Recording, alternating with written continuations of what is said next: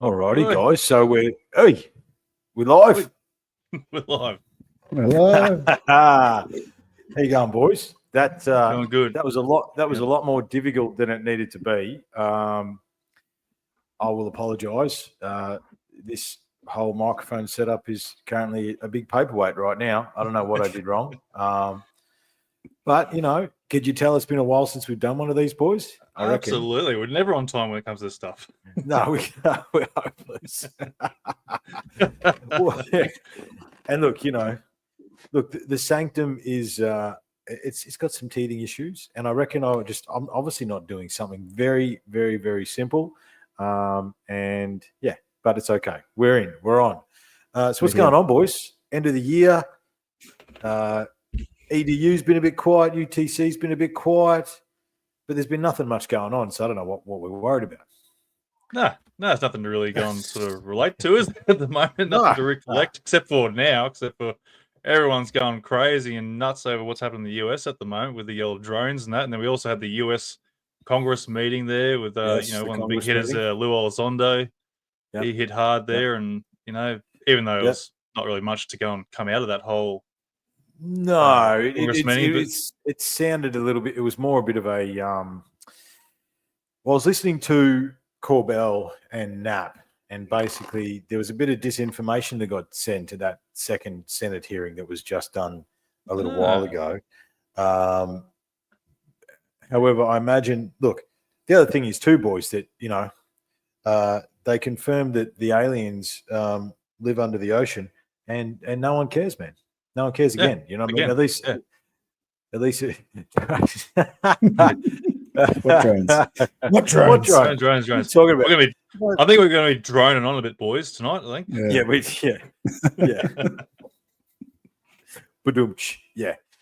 Yes, we'll be droning on a bit. But yeah, the worst thing out of that whole Congress meeting, though, was like, again, everything's going into a bloody skiff, and like, the guys, the people who were, the election members or whatever, who they are, asking all these really good questions there. And again, just goes, I can't talk about it. Yeah, and that's the most frustrating thing that we've been hearing over these years. We can't talk about it. And it's like, it's get to the point there where it's enough is enough. We need to go and start figuring out why we can't talk about this stuff. And, it was mentioned there before too, like, there is a lot of over security, international bloody bullshit, and over classifying a lot of these stuff that's in these reports and such. So there's no reason why they can't talk about it. Well, look, we'll probably come back to that, boys, the fact that the aliens live under the oceans. The thing is, if people, the good people, review our previous lives, they would know that we've had that discussion. You know what I mean? That they're potentially under the ocean. But more importantly, drones or UAPs or orbs or what do we think, boys? What's going on? What do we? See, we've got orbs here, right? And then I know we were chatting over the last couple of days, and Anthony, you said it's all New Jersey. Well, it's not. You know what I mean? It's Arizona. There's stuff that's being reported internationally. But I think there's two things I wanted to say, boys, because I've had a realization about digital zoom, right? Because obviously I watch Anthony debunk everything, right? Nothing's a UFO at Candace Down Under, right? However, I wonder about digital zoom, boys, right? I wonder whether a traditional film camera would be able to take better shots. Because obviously with digital zoom, we're playing with pixels, aren't we, right? So the more you zoom in, the larger the pixels, and that's what ruins everything, right? Yeah. So we're not getting good pictures of these anyway. And look, the reality is, since we last sat down as well, boys, AI has taken over a lot of stuff. Like, it's really hard to say what anything is right now. You've got to take every video with a grain of salt potentially. But something's definitely going on. Right, isn't it? We can argue about whether it's drones, whether it's orbs, whether it's well. The thing is, they are UFOs, aren't they? They're unidentified flying objects, right? That's the reality. Are they drone-like unidentified flying objects? Yes. However, my question is, because obviously, with the show coming up and end of the year and getting into the Sanctum and stuff, I was a bit of a dog with a bone. The boys in the chat no, because I've been putting 400 videos a day in the chat. But what's disturbing to me, so I go to a few different places, right? So I went to Corbell and Knapp, Weaponized. I went to Soraya. What's his podcast? I can't remember. I'll look that up before we go. I went to Joe Rogan, had old mate on, Ryan Graves. On there, yep. And basically, long story short, yeah, look, that's a good thing, Mr. Chandler, right? Where is that's one of my questions I was going to ring up later. Yes. Yes. Where are the multispectral images? What's going on? You know what I mean? Like, we know that DJI drones now, the latest DJI drones have the ability for IR, infrared, all those sorts of things. So let's not pretend that they don't, right? So, but the disturbing thing that came out of the Ryan Graves thing is he said that they have, and I heard this from a couple other places as well, where hobbyists have sent the drone up, right? So, I got the Spark and sent it up to say good day, and the drones get close and they shut down. Or they can't actually. Yeah. So but then, boys, isn't that interdiction? Isn't that an act of war or what? If you're actively jamming the signal of something else, is that not, Yeah. Talk to me. So one of my biggest arguments I was going to bring up was, we had the Chinese balloon go across and whatnot, and they're pretty quick onto that. We're going to shoot it. Yeah, they launched an F-22 at it, mate. Yeah. And the F-22 missed, by the way. The F-22 missed. Let's not forget about that. But yet now we have how many drones are there so far? Like 50 odd, if not more, and not a single. Oh, actually, no, sorry, a lot. I have seen some footage there which may be related to it. I don't know. I can't confirm it. But why aren't they shooting these drones out of the sky if that's the case? Or why haven't they shot one of them out of the sky? If there's that many doing passes and all that sort of stuff, why haven't they shot one out? I mean, it's America too, by the way. I mean, what are we talking about here? Like, have you seen the civilians trying to shoot at them? Yeah, but how much of that's real? Do we actually know? Like, it's an interesting question. How much of that's the hardest part with social media. It's so hard to believe something when it comes up there. Like, people post so much shit and crap. They're trying to get on the bandwagon, trying to get their own little 5 minutes of fame or whatever. And it just throws the whole thing out of perspective. Like, well, I can't trust what I'm seeing now because you're throwing bullshit up, and this person here might be legit, but it could be bullshit at the same time. It's like, well, where can you go to get something that's actually factual? Yeah. No, that's exactly right. And this is the whole point. It's like, one of the things that I put in the chat the other day, boys, is it smells of a psyop, right? I mean, the key was Bluebeam, right? So what I actually thought I would do too, because it's like, well, actually, so John, what's your interpretation of Bluebeam? So my understanding of Bluebeam is that it was supposed to be, I guess, a precursor to the New World Order. So that was going back based on information that I read years ago and videos that I'd seen. It was all that sort of merging of all the world currencies and all of these things that they were talking about in the New World Order. And this was supposed to be that psyop that led into that. It was supposed to bring and give, the governments or the shadow government, or whoever, the ability to initiate martial law, but also implement all these different this legislation and stuff that they could push through Congress at a fast rate. G'day, Michael. G'day, Mish, as well. Change everything, if you know what I mean. Yeah, that was my. Okay, good. But it was supposed to be. Yeah, it was supposed to be. There was talk of holograms and holographic things to do with UFOs and things, and make it about that sort of alien human conflict rather than something else. But yeah, that's my understanding of it. Good, I like it. Anthony, what's your interpretation of Bluebeam? Pretty much what John said, man. Like, exactly that. The world order or whatever is going to be, somehow controlling it under the table somehow, but make it all sound like it's the aliens instead of them, basically. To cool. Some degree. So it's interesting with how the zeitgeist is taking us with Bluebeam. Okay, because I would have agreed with you guys, but again, I'm trying to re-engage with UTC, so I'd been a bit of a dog with a bone, as I said. So this is Rational Wiki. So we're not taking anything, but this is actually what it is, right? Project Bluebeam is a conspiracy theory that claims NASA is attempting to implement a new age religion with the Antichrist at its head and start a new world order via a technological simulated second coming.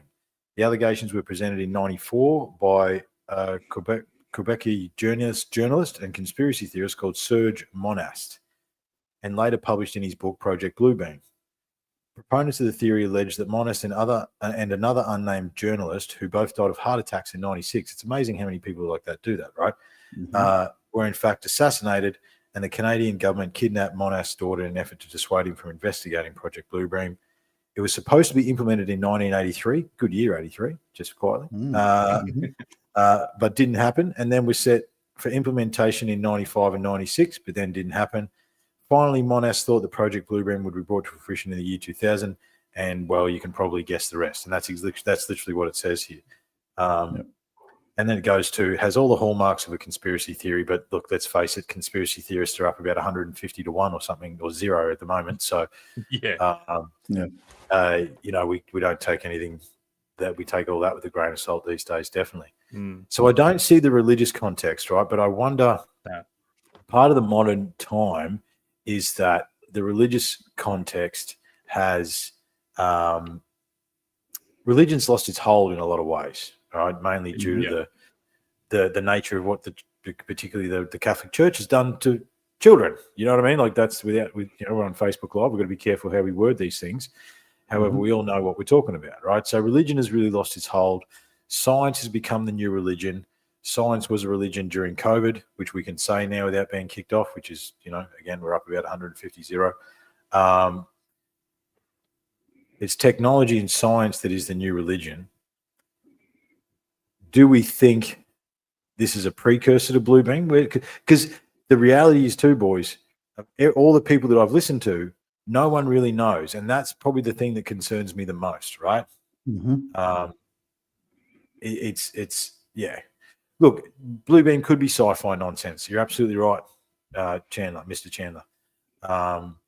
Capital. What do we say? It's not capitalism. It's capital omnism. Capital omnism. Yeah, that sounds all right.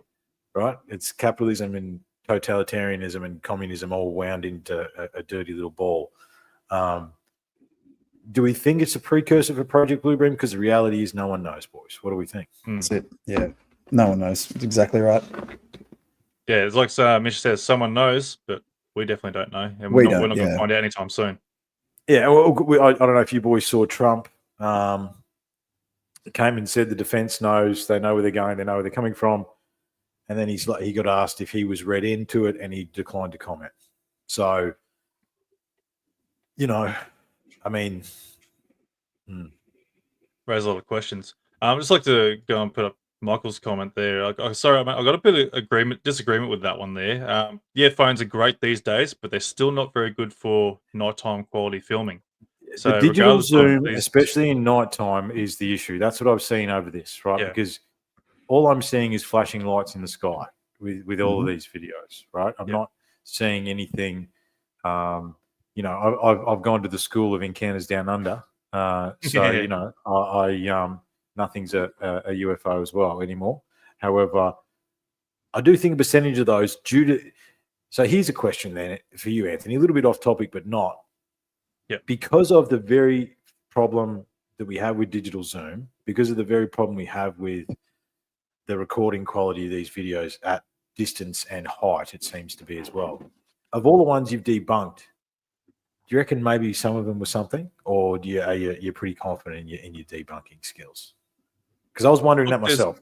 Yeah, look, I'd say maybe 1 or 2% of the footage I've seen is probably something potential, but everything else has been, well, because of lack of information, they're trying to tell me something there, and I'm trying to say, like, well, look, it doesn't look like that. You're trying to tell me it doesn't look like that. Because a lot of people, they think that when they see like a orb in the sky, right, the autofocus goes in and out and it's trying to focus on something, but it can't pick up that light in the sky. So it looks like a big ass donut in the sky and it goes all fuzzy and does its thing and whatnot. Yeah. Depending on what you look at too, like if it's a star or a plane, you know, depending if it's a star, that's going to be all twinkly and flickery and changing colors and whatnot. A star. I've got a actually, hang on, let me find something while you're talking. Keep going. Where if it's like a a man-made light as such, it's quite pure. It might have a little bit of distortion to it, but it's a bit more pure because there's not as much distortion from any atmosphere and such like that. So then on top of that too, you know, they'll be trying to film this thing there, and they're saying it's zigzagging around or wobbling or changing directions and whatnot. But people don't understand. Like when you hold the camera there, your hands move. You can't hold your hands still. So any slightest movement in while you're trying to focus, and you got also the camera's stabilization trying to work against you at the same time. You know, it just all works in effect and makes it look very unconvincing. But to them, when they go and check the footage afterwards, they go, "Oh wow, this thing's moving all over the place. It didn't look like that when we were looking at it, but when we checked the footage, it was doing all this amazing stuff." And it's like, no, it's an illusion of the camera. Yeah, it wasn't necessarily doing the stuff you think it was doing.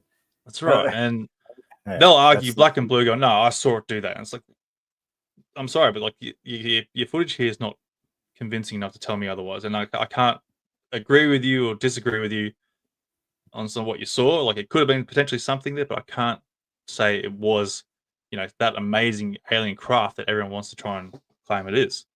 Yes, I understand. No, I totally understand. I thought, here we go. I found it. Look at that. I've got to make up my abilities now that I messed up made us half an hour late, and I'm not actually using my gear. But anyway, we'll move on. We'll move on from that. I'll try and move on from that. Right. Can I share, mate? Is that okay? Yeah, go share screen. Yep, and then I'll throw it on there. Yeah. So, just so we get an understanding, so I've got I think it's a 400 millimeter telescope. Well, actually, you've used it, Anthony. The one that I took out. Yeah, it's a good little scope, and we can basically take photos of it, right? So, one of the little while ago, this is Venus at its when it was closest to Earth a couple of years ago, right? And that's using my digital SLR on the best zoom that it's got through the telescope. That is Venus. Now it's very cool. Look at the refraction and the rainbow. Look, it's amazing, right? It's good. However, that's what that planet looks like through a lens. You know what I mean? So that's the, you know, and that's one of the classic, oh no, you didn't see a UFO, you saw Venus, right? It's not. So yeah, it's interesting that because with the advent of and the intrusion of AI into everything that we do, we have to then think about what is the quality of the pictures and what's the true quality that we're thinking about. You know what I mean? So I just thought I'd bring this up with Venus. It's like it's very cool, but that's what it looks like, right? Yeah. You know what's cool I've got one here to show you as well. So yeah, I'll stop share this, mate. When you're ready. That's all right. All right, we'll read that one out, and then I'll do this one here if I can get. Oh, hang on, wrong buttons. That one. Here we go. Right. So now we've all seen, you know, stars on the horizon and such, like Venus, etc. But Michael, come back. Michael, we'll come back to that, mate. Just let Anthony show us what he's showing us, and then we'll come back to that. So everyone's not really aware of the Sirius star. A lot of us will be, but the Sirius star is our most Sirius or Sirius, whatever you want to call it. Yeah, that's actually our brightest star compared to what, like, in terms of like the night sky, not our sun star, like an actual star in the sky. So this is the brightest star in the sky. Now, when it's along the navigation, horizon, Sirius is the navigational marker as well for a lot of people, a lot of cultures. Yeah. When it's low on the horizon, you've even got Canopus a little bit along the way too. It's very similar to the Sirius star or Sirius, whatever you want to call it. Anyway, I'm triggering you, I know. Yep, it's whatever you want to do, man. Whatever you want to do. Yeah. So anyway, let's go through it. When it's low on the horizon, all stars will do it, and they blink to the shit house. You know, they're all blinkies, all blinky bills. So this is a good example of when someone takes a photo of it. Now this is actually with a 600mm camera, zoomed in and slightly out of focus, and this is what it looks like. I'll play it. Now this guy's trying to claim it's not a drone, not a UAP, and that's pretty much what you're going to capture with the Sirius star. You can do that even with your own phone cameras. Like you can zoom up on that, and you'll get that same effect. Yeah. And the thing is, it does look like flashing light in this thing. Yeah. Yeah. It does. Yeah. But look, I think all we're trying to do here, guys, is just put a bit of a perspective on what we're looking at with cameras, right? If we get back to the situation at hand, I think what Michael's saying there is many people with great cameras and night vision, there seems to be interference. I have heard that on multiple occasions through multiple sources as well. Like we said, I have heard of people flying drones up into these drones and having interference, right? There's something is interfering with the drone when it gets close. Reminded me of our experience down south, John. You know what I mean? With the black helicopter. That took drone footage out of my little drone. Okay. Okay, so are they us? Are they not? Where are we at? Let's come back to the present, right? So obviously something's going on. We can get stuck in intricacies for all night. However, what do we think? Because the reality is no one's saying what it is. So it's like we have to draw a long bow. So what's on the table, boys? What do we think it is? I'm going to say some of them, in my view, are clearly drones. I think that the flashing lights are a bit of a giveaway, considering that you've got green and red flashing lights generally in the areas where the props are. There's human aviation characteristics to a lot of the stuff that we see. Yes. Yeah. Yes. However, on that as well, there have been, and look, I'm just going off what I've seen, and this has been shared on Facebook and social media everywhere. But there have been drones that have, or one particular video where a drone has flown into an orb and then it's dropped and hit the ground. Yeah, I saw that. That would be in the chat. That'd be in the chat. Yeah, it's in the group chat, Anthony. Yeah. Yeah. Oh, sorry. And where are we? Yeah. There's also. Sorry, our chat. Yeah, sorry, I will get. Yeah. There's also a video that was posted today. I think Triffin, you posted it, of the UFO morphing. And when I looked at it, I went, "That's not morphing; it's just rotating." And it was just the way that it was being filmed. That was the impression that I got. That's just a drone and it's rotating, and it looks like it's changing. It was not very convincing drone though. Like, I was trying to work out what kind of shape of this drone was for it to be gone. Like I was still like, I'm agreeing with you. Like it's the perspective on its angles and dangles and whatnot. But like for it to be doing something like that, that's the weird part. I couldn't work out what the hell kind of a drone is that. So this is the thing, right? So this is the thing. Okay, so what about? I mean, the other one. Well, and Mish, it's not only New Jersey, right? So, and look, Michael's talking about there's multiple different things. It seems to be Arizona, it seems to be, but then I saw some stuff out of the UK as well. I saw some stuff out of South America as well. When I manipulated the algorithm, which is always good fun, trying to manipulate the algorithm to see what it'll spit at you.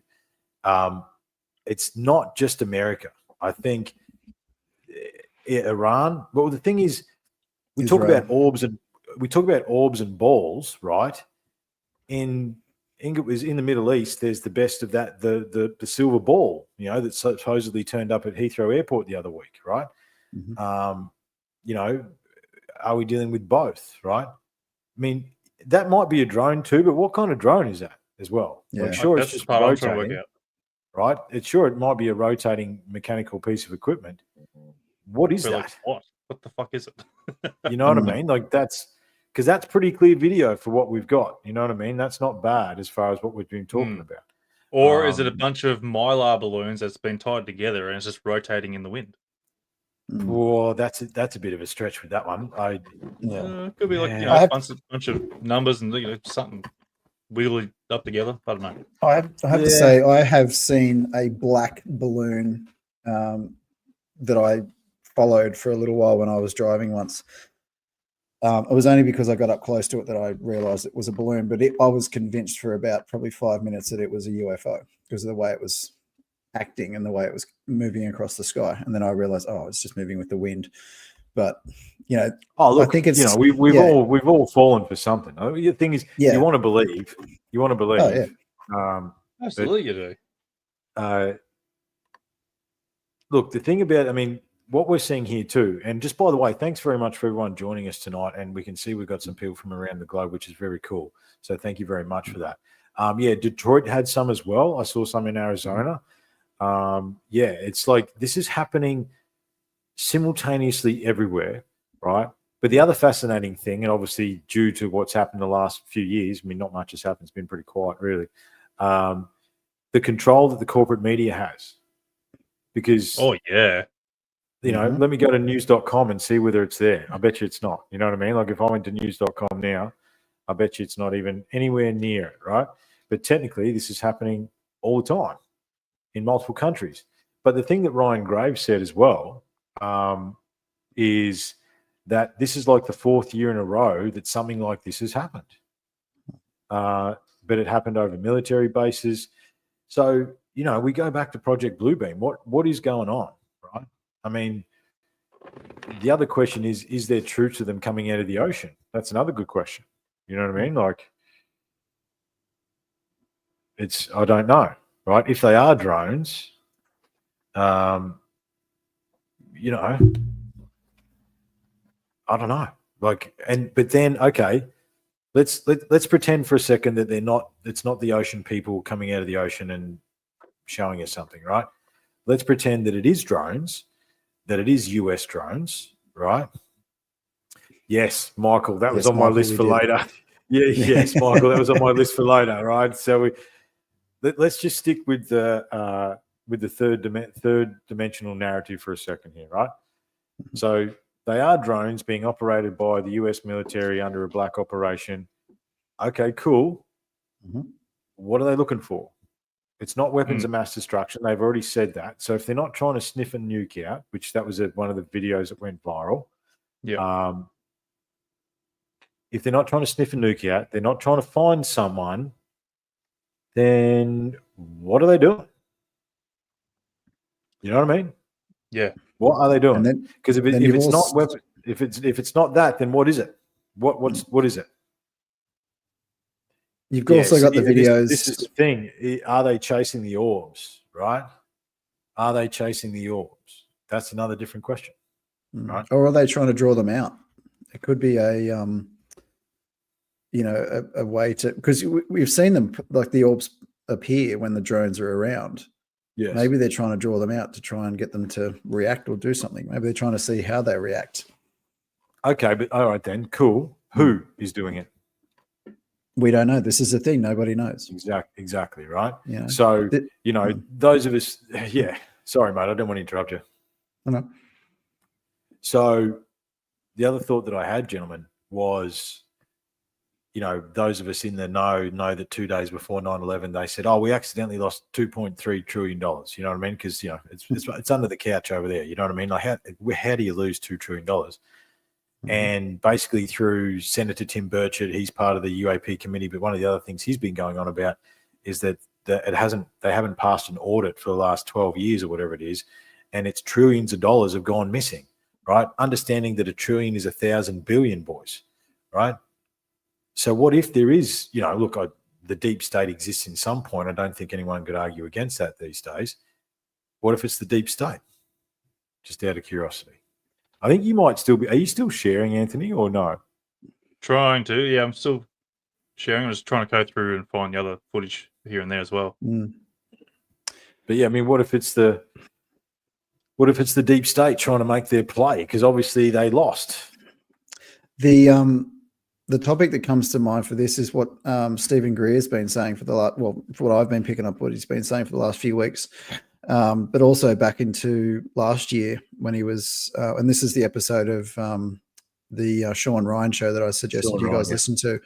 Where he was saying most of that. I got through most of that. Yeah, it was very repetitive, and so was the second episode. But the topic that he was talking about is the disclosure that the shadow government or whoever it is are putting forward now. This is what's happening. They've got to a point where they have to release it, or that there's something that's happened, and they've got. It's reaching critical mass. It's reaching critical mass. Yeah. This is the, because so let's say, Anthony, I appreciate that, man. You said 1 or 2% of what you've analysed may not be true, right? Or may be something that you've misidentified. Yeah. You've looked at thousands. Yeah. Right. So if you think about that, that is at least 100 videos you've looked at that were something when you said they weren't, And then you add on to the ones that that me and you we can all agree on are definitely something, right? That means there's how many hundreds of videos, boys, right? So maybe it is reaching critical mass. Yeah, absolutely. There's definitely potential there. Someone possibly has captured something that is actually compelling, and probably too scared to go and share it.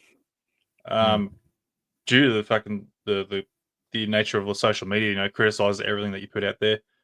But again, like I said before, like so much crap on social media these days, it's hard to believe what's real and what's not. Because like this get at that point now, especially with AI and the way graphics are going too, like we're not going to be able to distinguish between real or that's one of the biggest issues, right? AI that's one of the biggest issues.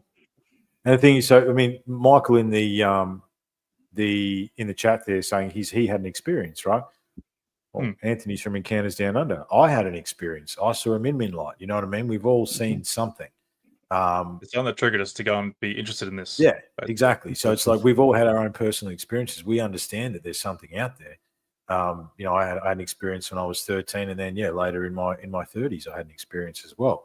So it's like, but the reality is too that is if you talk to one-on-one with any pretty much any person, you had a weird experience, you see anything weird in the sky, and since you've been alive, most people will say, yeah, I have. Now it could be Venus and all the things we've already spoken about. However, there's definitely something to this, right? So I mean, we got plenty of comments tonight. I love that, but it's hard to keep up with them. It is actually. So it's awesome. Don't get me wrong. I think it's great.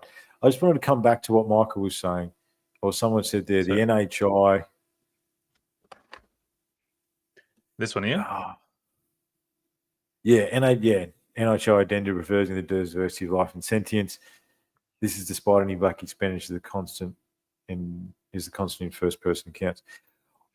Yeah, so okay, so the orbs are non-human intelligence or ultra-terrestrials, or whichever way we want to put it, right? Are these drones those, or these drones? Because I mean, I wondered as well, boys, did they crack anti-gravity? I wonder whether they cracked it in the 2000s. I wonder. Well, I think they've cracked it in the 40s or 50s. I was going to say, they have that advertisement. Well, look, you want it. People want us to stay on track, and we're going back to Otis Carr in the 1950s. We could go there though. Like, look, we've done it before. In the back catalogs of Unlocking the Code, there's 3 or 4 episodes on Otis Carr and the fact that he made anti-gravity, the XTC-1 in the 50s, right? And I've actually got the blueprints on this computer here somewhere for that very thing. However, what if? So let's pretend they didn't crack it in the 50s, right? Yeah. Or they did, but they put it away. Or Otis never told anyone what the Utrons were made out of, which I'm pretty sure they were made out of magnetite. But that's for another time. What if they cracked anti-gravity in the 2000s? I mean, because you know what? Some of the stuff that I've seen with the orbs in the triangles and stuff like that, it's the X3B. That's what it reminds me of, right? You know, the Lockheed TR3B? TR3B. That's the one. Yeah. That's the one. That's the one. You should bring up the TR3B because that's, I think that has to be in the conversation. You know what I mean? I think. Yeah. I wonder, outside of the ultra-terrestrial and non-human intelligence, how far have we truly come? You know what I mean? Like, you don't lose, $5 trillion down the bloody rabbit hole, like, what have they spent that money on? Because if you think about Elizondo, you think about Greer. I found it fascinating, John, that Greer said that Elizondo was misinformation. I found that fascinating. Yeah, I did too. Yeah. I think there's always been, I wouldn't say a rivalry between them, but I can see it from both sides. I mean, obviously we try to look at everything from both sides anyway, but if you look at 2 seconds, man. Hey, Michael, thanks very much, mate. We appreciate your comments. It's 4:30 in the morning where he is, so we appreciate you jumping on and subscribing, and that's really awesome, man. Yeah, check out EDU and UTC. That'd be awesome, guys. We really appreciate that. So yeah, Thanks take again, care. Take care. Cheers, mate. Take care over there, man. Take care, eh? We do Thanks, live in mate. weird times, man. We do live in weird times. So sorry, boys. We're talking about the TR3B and how far do you think we've really come? Yeah. So what I was just saying, that obviously we're just quickly chatting about the rivalry between, you know. Oh, that's right. Greer and Greer and Elizondo. Well, so from the factions of disclosure. The factions of disclosure is an interesting topic. Yeah. So all of the stuff, I just look at it. There's two sides. Obviously, there's the national security side of things, which seems to be a major topic, and the only one that is being, well, not the only, sorry, I wouldn't say it's the only one, but it's the only one that's being talked about within Congress at this stage. You know, you've got your David Grush, you've got your David Fravor, Ryan Graves, you know, all the guys that went and did the Senate hearing. You know, Elizondo was in the most recent one. And what Greer is saying is that he is a misinformation operative. So someone who's spreading this stuff, but it's also all that stuff is all based around national security. All right. And keeping everything. The thing about it, if you go to the Marty Garza stuff through Brothers of the Serpent, the Elizondo family has been part of weird business in the US for a long time. Like Elizondo's father was part of something else. And you know what I mean? Like the Elizondos go back and that's in the depths of the weird stuff in the US. Yeah. And that's where it draws the question, are they involved in it? And are they actually, you know, specifically or strategically placed to serve a purpose? And that's what I think Greer is sort of trying to alert us to. And then you look at his side of the story, which is like it's got nothing to do with national security. The aliens are not here to hurt us; they're here to help us. Blah blah blah. And did you check whether Stephen Greer, the JR? So on Spotify, someone check on Spotify, see if you can find Stephen Greer's interview on the JRE feed. Yeah, he said that you can't. He said it got taken down, didn't he? Yeah, he said it got taken down with the Spotify deal. I'm just curious as to whether that's true or not. Yeah, I'm just going to go back. You know, because before these swarms, boys, you know, we were talking about having a discussion, and I think they are swarms, right? I wonder too, just looking at some of the comments as well. Are we looking at two separate things, everybody? Are we looking at orbs as NHI or ultra terrestrial, and we're looking at advanced drones to play with the orbs? You know what I mean? Like what's going on in those two things? But I do think that the factions of disclosure is interesting.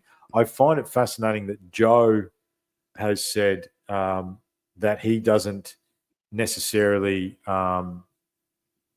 believe any of the people that he's got in there, and he'll keep having them in there because he's like, it makes sense to me that they would send them to me, so I gave them disinformation. You know what I mean? So it's like, where it's like, what the fuck? You know what I mean? So I mean, where do you sit, Anthony? You've been deep in this stuff, man. Where do you sit as far as Greer, and you've been to the conferences, you've been behind the scenes there a little bit for a little while.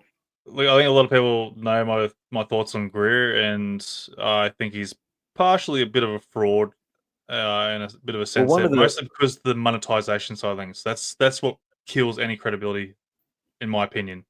But here's an interesting question. Why does that kill credibility? Because me and you would both do podcasting professionally if we were paid to do it. So does that mean we sold out? You know what I mean? If we could make money off these platforms, we would, and do this as a job. Does that mean that we sold out? But no, not particularly. It's I'm probably just going off the rumor mill here, but it seems like a very strong rumor where, you know, he's actually charging people to go out and do the CE5 thing and go and see things, right? That's the part that annoys me. You're charging people to go on there and potentially see something, which I'm probably one of the listeners, we got 400 comments, and one of them was about the CE5, and they were basically saying you go and do the CE5, and I think it was up a little bit, but they'd pay to go and see it maybe, and it's just like a blinking light in the sky. Yeah, it's like, well, it's like he's paid someone to go and fly a drone in the distance there. Go, oh, there, look, there's one over there, and it just has a big blink, flashy light. That's the part. I don't know how true it is. I'm speculating but that was on the rumor mill, and that was something quite strong. But it is something that he has got something there where he charges people to go out and do this, and that's where it makes you think, well, you're charging people to go out and see a UFO. It's like going saying, I'm going to go take you out fishing and catch a fish, but you're not going to guarantee to catch a fish. I mean, if we're having a conversation about the factions of disclosure, we can't leave Knapp and Corbell out of the conversation. Yeah, true. Yeah, don't. They're on the thing too. I feel the same thing. They're probably a bit more informed, but I think they're very careful in what they do too. Yes. Yeah. I mean, they released the spaghetti drone. I mean, that one was, I don't know what that was. That was weird. They've released some of the balls as well, like some of the balls going through military bases and stuff like that. They've released probably the best stuff that we've seen, those two guys. And it's interesting, even though Knapp's a journalist, I sort of believe Knapp. Have you guys watched his new Netflix series? No, I haven't, no. Yeah, I did. Yeah, it's interesting. It's interesting. He went deep in the paint. I didn't think and I think I put that in the chat. So everyone needs to watch it. And really so basically, long story short, they did catch something coming out of the ocean in the middle of the night at one of these hotspots. And basically they just had cameras going and they didn't even know they'd caught it until they got back and they were reviewing the footage, right? It was 2:00 in the morning. This thing comes up out of the ocean, like the ocean's glows, comes up out of the ocean and then takes off, right? It's like it stabilizes, going from one medium to the other and then goes, you know what I mean? So they did potentially find something, right? But then again, we started this whole conversation 40 minutes ago with the fact that 3 weeks ago, or whatever it is, Congress said that aliens live in the water and no one cares, right? You know what I mean? Like, so it's like, and then all of a sudden these drones are here, right? Or these orbs are here, or it's the orbs and the drones. You know what I mean? Yeah. So I just want to quickly go back on the rear again. Are the orbs drones? Is a good question, Mr. Chandler. It could be two different types of tech or two different things that we're looking at. Why can't it be D all the above? That's the other thing too. That's it. Yeah. So back on Greer quickly. Now look, he's a perfect middleman to go and give us the real disclosure.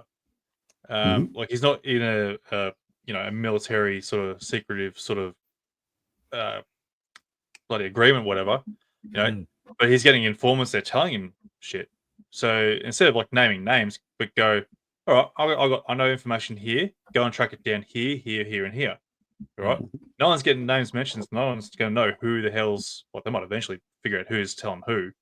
But if you lead someone there, and they're going to go, right, I can go work on these sections here, and on and on and on.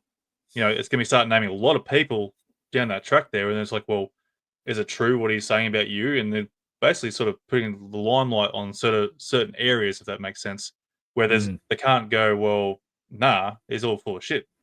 So I don't know if that makes sense or not. It sounded good in my head. Well, it does. The problem with Stephen Greer, right, is that I think he was the first person to sit in front of Congress in 2000 before YouTube. That's when he was genuine. I feel that's when he was actually genuine. Yes. And the first Sean Ryan podcast is very interesting. See, I haven't listened because I sort of went off him a bit as well. And at John's suggestion, I went back and I listened to that show. And he definitely had some interesting stuff to say that sounds true. You know what I mean? It sounded true to me, right? So, same with Elizondo, same with Knapp, same with Corbell. I mean, Bob Lazar has not made a cent out of his story. He's been tortured by it, but everyone goes, we don't believe Bob. But he hasn't sold out. You know what I mean? He doesn't. He wants to be left alone. Like he was trying to survive. If you believe his story, and that's Knapp's coming out story as well. We need to remember that as well. Like so, it's like the what I found fascinating with the last congressional hearing is that it didn't have the pomp and the fanfare that the first one did. I didn't watch this one. No, I didn't. Right. Whereas I watched the other one like 3 times. We did an episode about it, I'm pretty sure. We did. Yeah. You go back in the archives, there's an episode us talking about it. Whereas we didn't even watch this one. So I wonder why, instinctually we didn't watch it. Why? You know what I mean? It's but then they confirmed that the aliens live under the water, which we already sort of know that. Well, that's our prediction anyway. We don't know. No one knows. Like this is the whole point. No one actually knows, right? Yeah. So I don't think we ever. Yeah, I don't think. So, what are they looking for, boys? What are they doing? Look, I'd like to think there's a strong evidence on that nuclear theory. Like, if Iran or whatever, whoever's doing something with his mothership out there, I don't know. I'm hearing different things. Iran's got a mothership out in the sea there, sending drones over, trying to inspect the area there, whether it's like an invasion point or something like that. I don't know. Or there's potential. There was something like some sort of nuclear assets or something that's been shipped and it's been lost, and they're trying to search for it. Yeah. But why wouldn't they tell whether us? or not like it? Well, when you start thinking nuclear, that's everyone thinks, boom. So but the thing is, so I was talking to Daniel Mengel. He was supposed to be next to me actually, but the tech didn't work anyway, so it's not a bad thing. However, he said, but they haven't even bullshitted us. You know what I mean? Like, that's all they do. Like, you think they just stand up and say, "Oh yeah, it's cows farting or something." You know what I mean? Like we're just trying to swamp gas, methane gases. Yeah, swamp gas and mylar balloons. Don't worry about it. But they haven't even done that. Like, they've just left everybody just hanging in the air with this stuff. They have, yeah. Because I think they're still trying to maybe work it or trying to stop mass panic. But see, they don't know. Isn't that the scary part? Yeah. Like, they don't know. Yeah. Right? That's where I sort of look. If they don't know, that's a massive incompetence to the US government. That's supposed to be the massive world army order. Like, bloody joint. So something's incurring on their airspace near one of the global hubs for finance and everything else like that, and just doing it at will, right? And if they sent an F-22 up against the Chinese balloon, surely they can send an F-16 up to just give a machine gun squirt to one of these things so they can see what it is. At least, like, what are we doing? I've seen a few people shooting at them. That's pretty fun. Yeah, I've seen a fair people shooting at them too, which is good. Have a crack. It'll be right. But it's like the worst thing to do, though. You're like, you're in a bloody neighborhood. What if it is? What if it is someone? It's like, fuck. Yeah. What if it is the aliens from the ocean? Maybe don't annoy them because next to laser beam comes out of nowhere and just disintegrates him. It's like, oh shit. Yeah, well, that answers that question. Yeah. But I mean, do you think I have seen a few videos of them? One falling out of the sky, but then they said that was a plane. But then they said it was. I'm trying to find that one. It's in the chat as well. It's in the chat. I know, but it's because of the layers. I'm trying to go through every single video of like with their little. Yeah, it's in the chat. That one. Is it this one? Where is it? No, it's this one. So I've got this one here, right? I'll play through and I'll share it in a sec. Yeah, share that one, right? Now, this one's claiming a mothership in Arizona drops smaller UFOs. So, where are we? Just while Anthony's teeing that up, Michelle, I really don't know whether it's happening here. Like I said, corporate media has a pretty tight control. But, I mean, on the East Coast here, I don't know where you are, it's been cloudy for days. So, yeah. There was a video. Yeah, I saw this one earlier too. There wasn't a video that we shared today of one apparently in Albury. So that's, look, it could be nothing. There was, I think it's in our chat. Because I kept, every time I saw a different location, I threw it in there. I started not really looking at what they were. Yeah. So this one, to me, my opinion is I think this one may potentially have been shot out of the sky. And I don't think it's little orbs or any sort of little UFOs falling out. I think this is it disintegrating. It's on fire, it's breaking apart, and goes to shit. That's my opinion. So is there a shot before that fire? Go back. Yeah, you're right. You're right. It's on. It looks like it's on fire and burning out. But is there a projectile that hits it before it? No, I don't think there's any real evidence of anything hitting it. So it could have happened prior, or it's just like lithium batteries, like catch fire. Yeah, and the fact that they disappear and they just it's almost like a flare. Could be. You could be right there. You could be right there. But the main object itself, though, disappears or sort of just fades away because of the camera quality. I don't know. Yeah. Well, the thing is, if it's burning up and it would lose power, it'd just fall out of the sky. You know what I mean? Like the lights would turn off and it'd just fall out of the sky. Yeah. Don't know. But it's a lot of flares, though. It's like, well, whatever it is, it's definitely letting. Well, I mean, if we are to assume they're quad rotor drones, then it's gonna go if the battery lets go, the fan rotor's pushing it down, which is making it shoot out the way it's shooting out, and then it's crashing into the thing. But I mean, that's the other thing too. What are they? A lot of them, I don't think they are quad rotors. You know what I mean? Like, I don't know what they are. Well, they got that helicopter one off. We saw that one. You shared that one not long ago, where almost like he's actually got a half decent image of one of the drones. And it's actually like the helicopter shaped ones. I'll see him flying. It sits in the air for 12 hours apparently. Like, what? Well, this is the other thing too. Even that's one of the things that Ryan Graves said. He's like, even military drones don't necessarily have that much battery life as well. You know what I mean? Like, that's considering what yours did when we were in down south here. Yours was up for how long? Yours was what, 10 minutes, and it went through like 15 minutes, 10, 15 minutes. Yeah, 10, 15 minutes average. is max. Yeah. 10, 15 minutes max. No, that's a DJI, wasn't it? Yeah, DJI Spark. It's a little bit older, but you know, it's like still, they're up to about half an hour now of decent fly time with recording and that. Like, that's pretty decent when you think about it. Yeah. Yep. Yeah. So, but it's not 12 hours. You know what I mean? It's not doing 15 loops around New Jersey and coming back again. Like, even if it is, the thing, you know what I mean? Like, I just don't understand. Like, it's a weird one. Yeah. No, we definitely have. We found this one here. I think this is it here. Yeah, that's the one. No, that's not. Have you taken the picture of it? There it is. There we go. Just like that, can't we? Yeah. Take that off. We're gonna get kicked off.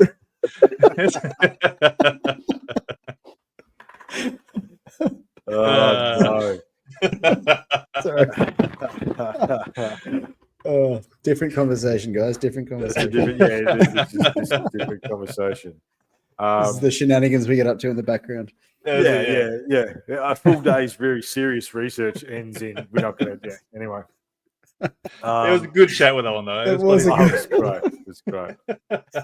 So the worst thing is that I couldn't see the picture that you were sending. Yeah, you didn't. I thought you didn't. I was like, Anthony and Trivan had to explain it to me, and I'm like, Anyway. Like, are you seeing the same picture I'm looking at here? Like, have you zoomed in? It's like, yeah, you're going like totally I zoomed on top in. of like, yeah. And then I zoomed in and went, "You're an idiot." Yeah, Look, we can look all day. A good day's research ruined by BBC, I suppose, is probably the only thing we can say. Yeah. We were very serious for like 5 hours up to that.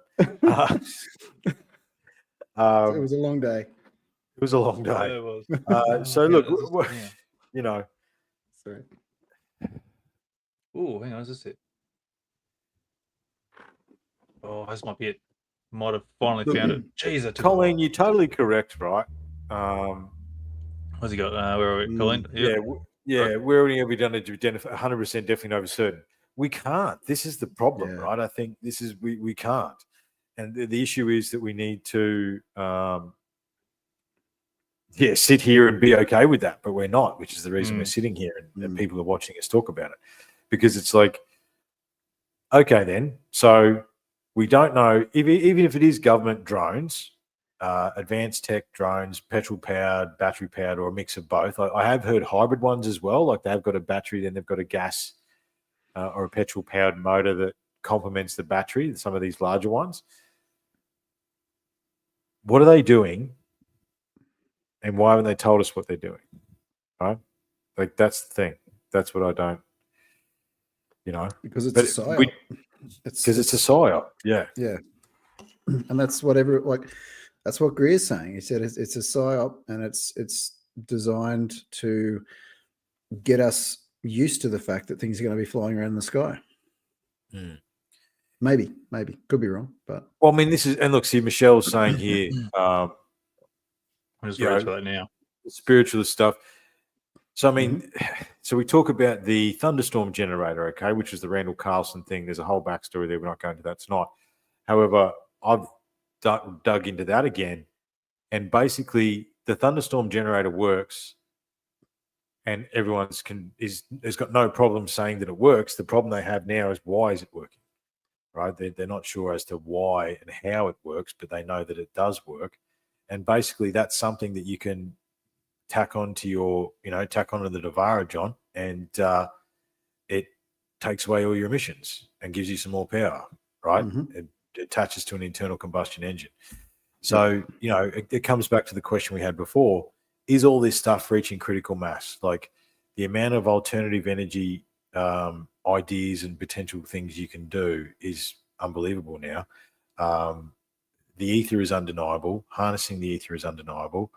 All these anti-gravity, all these videos, is it reaching critical mass? And so now, are they prepping us for next year, right? I would hasten to dip into your memory banks and, what was happening December 2019, right? They had the Agenda 21 meeting discussing what would happen if coronavirus actually come out, and then 2 months later it happened. Yep. And now we know that was released to the public, right? That's we can say that now without being kicked off again. So are we being prepped for something like that? Or, and we'll come back to this, is the comment that I wanted to get to. In September, the James Webb Telescope said that it detected something coming our way that was self-correcting, and it was giant. So are they prepping us for the imminent arrival of our star brothers and sisters? You know what I mean? I don't know. So do any of you guys own one of those Alexa things at all? No way. Have you seen the video there of someone going, "Hey Alexa, what is James Webb saying that's coming towards us?" And they go, "Oh yeah, there's a big massive fleet of ships or something like coming at us." I tried that on the Google. Google says nothing. We've just got the asteroid belt with a few bloody asteroids coming at us, and that's it. Like, okay, so why is Alexa saying that, but you're saying that? I don't know the difference. Alexa is Amazon, isn't it? What's Alexa? I think it is Amazon. Yeah. Yeah, I don't know. This is the thing, And like, if that's the case, then if it is Amazon, what's their agenda in saying like, we've got a whole fleet of aliens coming at us at light speed or whatever, Yes, that's right. I mean, that was the other thing that we all heard, that there's something coming towards us that's self-correcting. Who knows? It's, look, designated eastern seaboard as drone testing envelopes. Look, I think there's another side to this, whereas they're just testing the drones to see whether or not we react. Right? There is a whole psyop part of this, right? Yeah. But the orbs and the Tic Tacs, and there's another side to this as well that we can't ignore, right? Those metal balls that look like metal balls. Like I would say, yeah, they look like drones out of Star Wars or something like that. Yeah, they do. Yeah. They look to be metal. What are they, right? I mean, Ryan Graves has got multiple reports of the square with the circle in it, right? A clear square with a circle in it, or a circle with a square in it. Okay, so I always mess it up. Yeah. That they've had multiple near misses with F-18s, I think, off the East Coast as well, right? So it's like, it's a weird one, boys. It's a weird one. So Stephen Greer is claiming that the Tic Tacs and those squares and circles are ours. And that's what I mean. I'm not saying I'm saying they cracked it properly somewhere in the 2000s and have been manufacturing a fleet. Yep. Right. If we remember correctly, boys, back in the old studio, I think I made another prediction where one day they're just going to go, "Oh yeah, we've got a fleet of spaceships. Sorry," you know what I mean? Like, all the things you've heard about the moon are true. There's definitely a base on the moon. Space Force is real, and here's the TR-3B. Here's the TR-3B's daddy, because we fixed that 20 years ago. You know what I mean? Like, it's I don't know. Because again, how do you lose $5 trillion? I know everyone just doesn't say anything when I say that, but it's $5 trillion. And what could you do with that money? You know what I mean? Well, this is where it comes to the and this, I think this was, I could be wrong here in what I'm quoting, but I think this is what Stephen Greer alluded to, is that, there are so many government projects and they overquote them deliberately so that they can say, all right, well, this project, say for instance, the the stealth bomber. You know, they say it cost $2 billion to make, when in actual fact it only costs 150 million. So they take the 150 million and then they filter the rest of it back in through another Black Ops project. So a military toilet seat doesn't cost $25,000. That's what they charge, but it doesn't. You know what I mean? It doesn't cost. Oh yeah, any contractor will know that. yeah, that's exactly right. It comes and going. Right. Oh yeah, credit for the government. Oh yeah, sweet. Let's go on. Yeah. But then it's also being, you know, how do these big corporate companies like Lockheed, Skunk Works, and all of those guys make so much money? Well, because they're getting paid by the government, or, you know, through these projects, and it's going through the back door. There was also, I was listening to something today, you know, they're talking about this money that they've, and this is off topic, not to do with UFOs and stuff, is more to do with the military and where money's going. Well, I think this is the way we're going to find out, though, boys, right? If Tim Burchett and some of these senators have realized that a whole heap of money has been spent where they haven't followed the due process, right? So that's actually how it's going to. I think that's the way in. You know what I mean? Through the bureaucracy, because the Constitution in America still exists, right? So, sorry, keep going, mate. Yeah, I was just going to say. So some of the military stuff that I was listening to, and you know, this was mentioned in the group chat as well, that a lot of the money that's being filtered through to pay for things overseas in the Middle East and other places is now being funneled into Al Qaeda and ISIS and all these other organizations that are. There's been a lot of stuff on the shore. That is, and that's right. That was that whatever her name was. I listened Sarah, to what's her name? Sarah, what's her name? So is it Sarah Adams or something? Yeah. Anyway, she was alluding to the fact that So look, there's any number of ways that this money is disappearing. But and we've all thought that it's definitely being pushed into these Black Ops projects and dark projects that are being hidden from us. The other thing that I didn't understand till a little while ago, and this is a Brett Weinstein. Brett Weinstein postulates that one of the reasons physics hasn't come forward in the last little while is that all the best minds have been plucked to go and work on secret project, because he was asked to go and look at something. He's had a few interesting, you know, dude in the corner smoking conversations. You know what I mean? So, you know, I think that it's and look, Black Ops will still be Black Ops. You are right, Mr. Chandler, for sure. And look, thunderstorm stuff. It's hard to explain the thunderstorm generator quickly, but basically it's using sacred geometry and elemental energy to convert stuff. It's based on a lot of Tesla stuff and sacred geometry stuff, and where's the pentone tech as well? Yeah, it's all a variation of that. And I think that's the thing too, is that there's so much alternative energy things that are coming up that are actually working, right? There's lots of cool stuff you can do at home with electromagnetics and all that sort of stuff. That it's to the point where they have to let it out, right? But while they'll do it in this way, right? And is that so? I saw something the other day that said that you know, that the Earth only has enough resources, you know, in terms of energy production, fuel, and that kind of stuff to make it another 120 years. Now that could be a number that is blown out of proportion or underestimated, but what Stephen Greer was alluding to was that we don't have that long. We've got less. We've got like 30 years or 20 years or something before we run out of the ability to create energy, you know, electricity, all these kind of things. And we need to move into the next phase where we stop using fossil fuels and we start using energy that's, you know, they're talking about the ether obviously as well, using they call it something else, but it's and this is what Tesla was doing. He was harnessing energy from the atmosphere, and they said that, what is it, one coffee cup's full is enough to power the entire US for 10 years or something like that. Yes, So and the thing is too, the other thing is too, is that if you, and look, I post a lot of these articles on the Unlocking the Code page when they come up through my feed, is that cold fusion's back on the agenda, like all these direct energy, 0-point energy's back on the agenda, like all these things that were poo-pooed as conspiracy theories and FUBAR not that long ago in the recent past in, corporate media outlets, they're saying, oh, we're close to cold fusion, we're close to 0-point, they're discussing warp drive and all these sorts of things.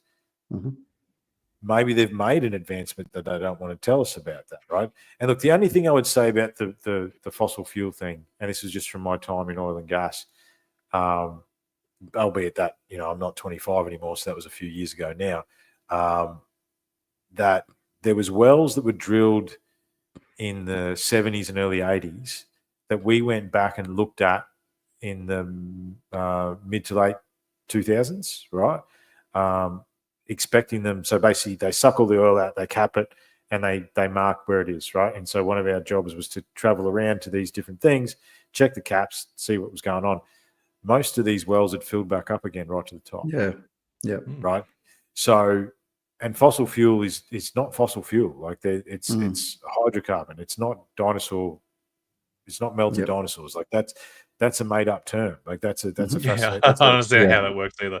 Well, get all the dinosaurs in the world, just throw them in a pit. Well, yeah, it's a Rockefeller Rothschild. One of those guys. They invented that. It was a propaganda thing to get the reliance onto oil, right? Because prior to that, and the corticator, hemp was what we were using, but that's a different story again. Yeah. But look, the whole scarcity thing. Oh, we're running out of this, we're running out of that. You know that there's like massive warehouses full of pink diamonds and yellow diamonds and all that sort of stuff. But you go to a jewelry shop and they'll say, "Oh, it's the rarest diamond in the world." Yeah, there's only 15 pallets of them in the back of Africa somewhere. You know what I mean? Like, it's that's all. The gross manipulation of a lot of what we see is hard to understand as well, I think, and that's part of what we're all trying to grasp, isn't it? Like I think one of the biggest issues we're all sort of dealing with is that everything's bullshit. Yeah, that's where I want to go back onto Michelle's comment here. Like, we're saying that, spiritualists and whatnot, they're all saying like, we're all coming up to some sort of awakening and ascension. It's like, I'll partly agree with that. Yes, we are sort of becoming more awakened and realizing what the governments are doing and all the bullshit that we've been fed over the years, growing up and whatnot. But at the same time, we're also becoming really stupid in what we're sort of observing and looking at too. You can look at the UFO community, for example. That's like there's a lot of stupid shit there where a lot of people believe everything they see on that. But then there's also conspiracies, like we can go into bloody chemtrails and shit, like it's not. I know it's a thing, but not every single plane you see flying over is spreading a chemtrail. Whereas like, atmospheric temperatures and that doing jet streams and whatnot. So there's a lot of things there that's happening but it just seems like everyone wants to just jump on a conspiracy and think it's a legit thing. So like, we are becoming awake and realizing what government's doing.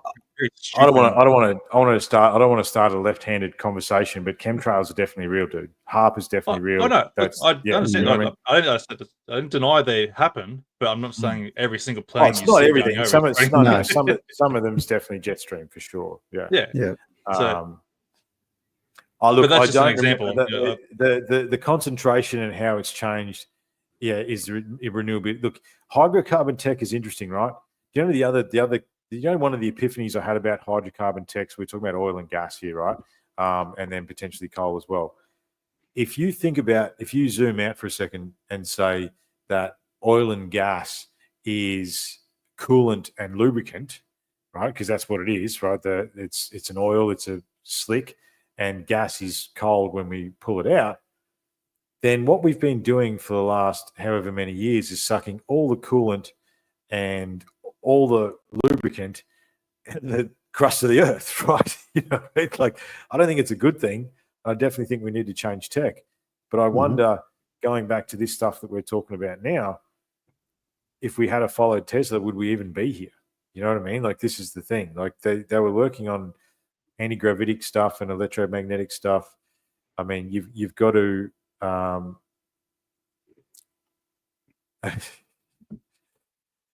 you've got to Mr. Chandler, yeah. I've triggered him. So have you looked into the thunderstorm generator, Mr. Chandler? Have you looked into that sort of stuff?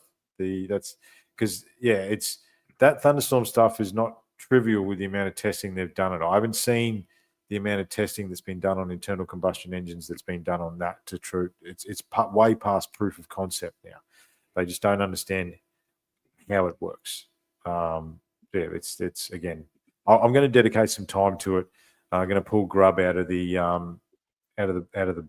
bush and pull his chain on it and have a conversation with him about it because he apparently he's built a couple, which doesn't surprise me. But back to what we're doing.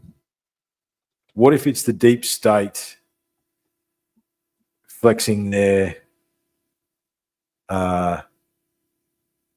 muscle because they were obviously tied into the agenda that was tied to the recent political, Trump winning, right? Mm-hmm. Unequivocally, those, the WF and all that sort of stuff are tied to the left. And what if the deep state's been developing this technology and this is a show of that technology for some reason? But then you go to why? What's the reason? You know what I mean? Don't everyone talk at once. I'm thinking. So I'm trying to deal with Wayne's thing here in the chat. Yeah. So if you think about the New World Order, Project Bluebeam, all that kind of stuff, there were certain dates that were put down. Or I can't remember. Yeah, well, exactly. I think I said 96, and then it was 2000, and then it was this, then it was that. There was something that said 2025 to 2027. Was when you've got to throw Agenda 2030 onto the table as well, don't you? Correct, exactly, and it's only 5 years away. So this could just be the start of this whole thing being rolled out.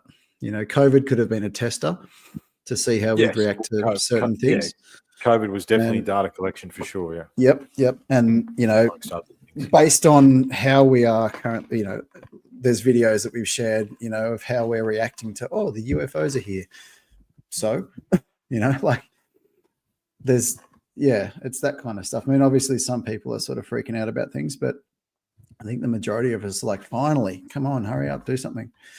Yeah, that's right. Yeah. Give us something awesome. See how far you can push us. Yeah. So, but we'll never have a repeat of COVID ever again. I don't think. That's where it sort of drew the line there. They pushed us into a corner, and then obviously all conspiracies and evidence started coming out, and that's where everyone's like, "Nah, fuck you." That's not happening again. That's where they started losing control. Yeah, because we started realizing we're getting fucked over here. Yes, and look, that's where I think we did sort of awaken. That's where we all started realizing, hey, what's going on here? There's different. You go. I was just going to say, there's different forms of awakening. You look at the spiritual side of things, and becoming aware of different, sides of self and sides of that kind of stuff, spirituality, that sort of stuff. But there's also the awakening of we're actually waking up from the coma that we've been in for the last 30 years, and we're going, maybe they are bullshitting us. There's a lot of things. Yeah, well, I think that's are. What I mean. It's not a question. No, that's right. Yeah, that's what I was saying before. We are waking up, but we're also becoming a little bit dumb too because we're getting too drawn into some things that are a little bit. Keeping up with the Kardashians. Well, I think that's true. Yeah, I was having a chat to someone about this the other day, right? Because the problem is with even this drone swarm, are the orbs, the UAPs, all these sorts of stuff, right? It's hard to say, but the one of the deeper issues that we're all dealing with coming to the end of 2024 is that everything's bullshit, right? Now, now that can either go two ways for you personally. You can either that can set you free right? Because you can go, okay, well, if everything's bullshit, that means I am my own creator and I can do whatever I want to a certain degree. Or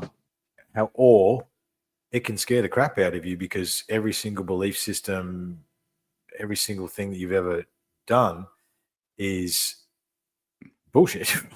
So, yeah. That's where religions will be going, oh shit. Yep. Uh-oh. Right. Yeah. Well, actually, let's steer onto that then. I wanted to talk to you boys about that. Yep. The classic, we can't be told truly about the aliens in the ocean because of the religious connotations and the fact that we couldn't deal with it. Now, taking into account that not only are we in our own little bubble in the groups that we hang out in, but we're now in a larger bubble with the awesome people that are taking the time to listen tonight. Yep. Obviously, all of us here would be like, yes, let's go. You know what I mean? Like, I think I posted a meme the other day. The aliens are going to be super confused when they turn up to overthrow leaders, and we're all stoked to help. You know what I mean? It's like, yeah, let's go. Yeah. What do we need to do? You know? Let's get after it. You know? Yeah.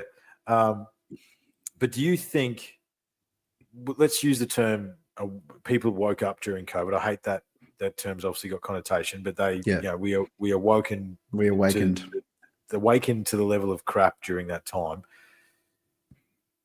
Do we think if there is ultra-terrestrials or non-human intelligence or extraterrestrials or interdimensionals, depending on which way you go, do you think the population at large could deal with that or not? Yes, I do. I think it's going to be a 50-50.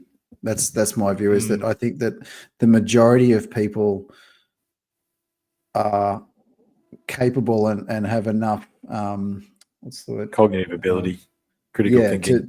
to accept it, but they're also resilient enough to the change that I think would come. But I think you're still going to get you're still going to get the fundamentalists and the the non-believers that are going to freak out. I think that's just my view. But I think it's kind of difficult because it's kind of like if we were to try to help them to understand, are we then doing what they tried to do to us when they were trying to get us to follow their religion? Are we not doing the same thing to them, kind of thing? You know what I mean? That's And I'm going to use that as myself as a bit of an example here, where you're trying to do critical analysis and explanations on what potential UFOs are, and you get the people start abusing you, going, you don't know what you're fucking talking about. You're an idiot. You don't know shit. And that's where where we're trying to say, keep using critical thinking, being analytical on what you see, what you perceive, even on social medias. Don't believe everything you see on social medias.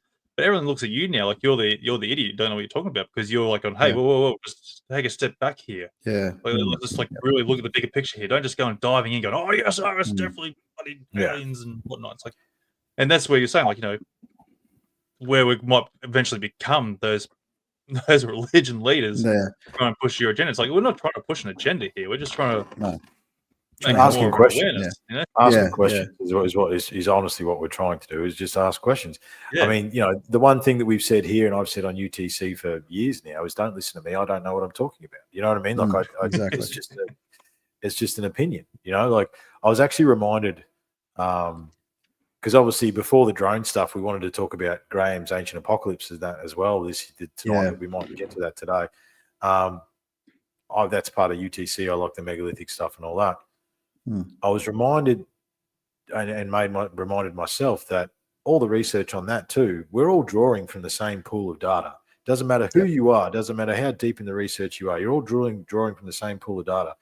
And the reality is we don't know. We don't actually know, right? It's Yep.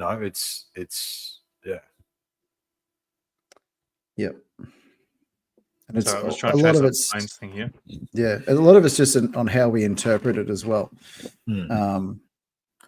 And I think so, Mr. Chan, when we talk about empirical data, are we talking about the empirical data that said something was safe and effective? Because that's obvious bullshit. You know what I mean? The problem with a lot of supposed experts and empirical data is, follow the money. You know what I mean? And I think that's what we just spoke about, the money earlier. Why isn't this stuff coming out? Maybe Lockheed's got a stranglehold on it, or Boeing. There was a story that Boeing was trying to employ a Russian anti-gravity scientist and all this sort of stuff. Like, what's empirical data and what's not. You know what I mean? Like, it's empirical data is that gets out to the public is the one that's been paid for, or what? You know what I mean? Like, we've seen that time and time and time and time again, which again makes it harder to grasp what is real and what's not. You know. And can I just say, I'm just looking at the comment about what SARS was predicted to be. It was SARS. It was AIDS.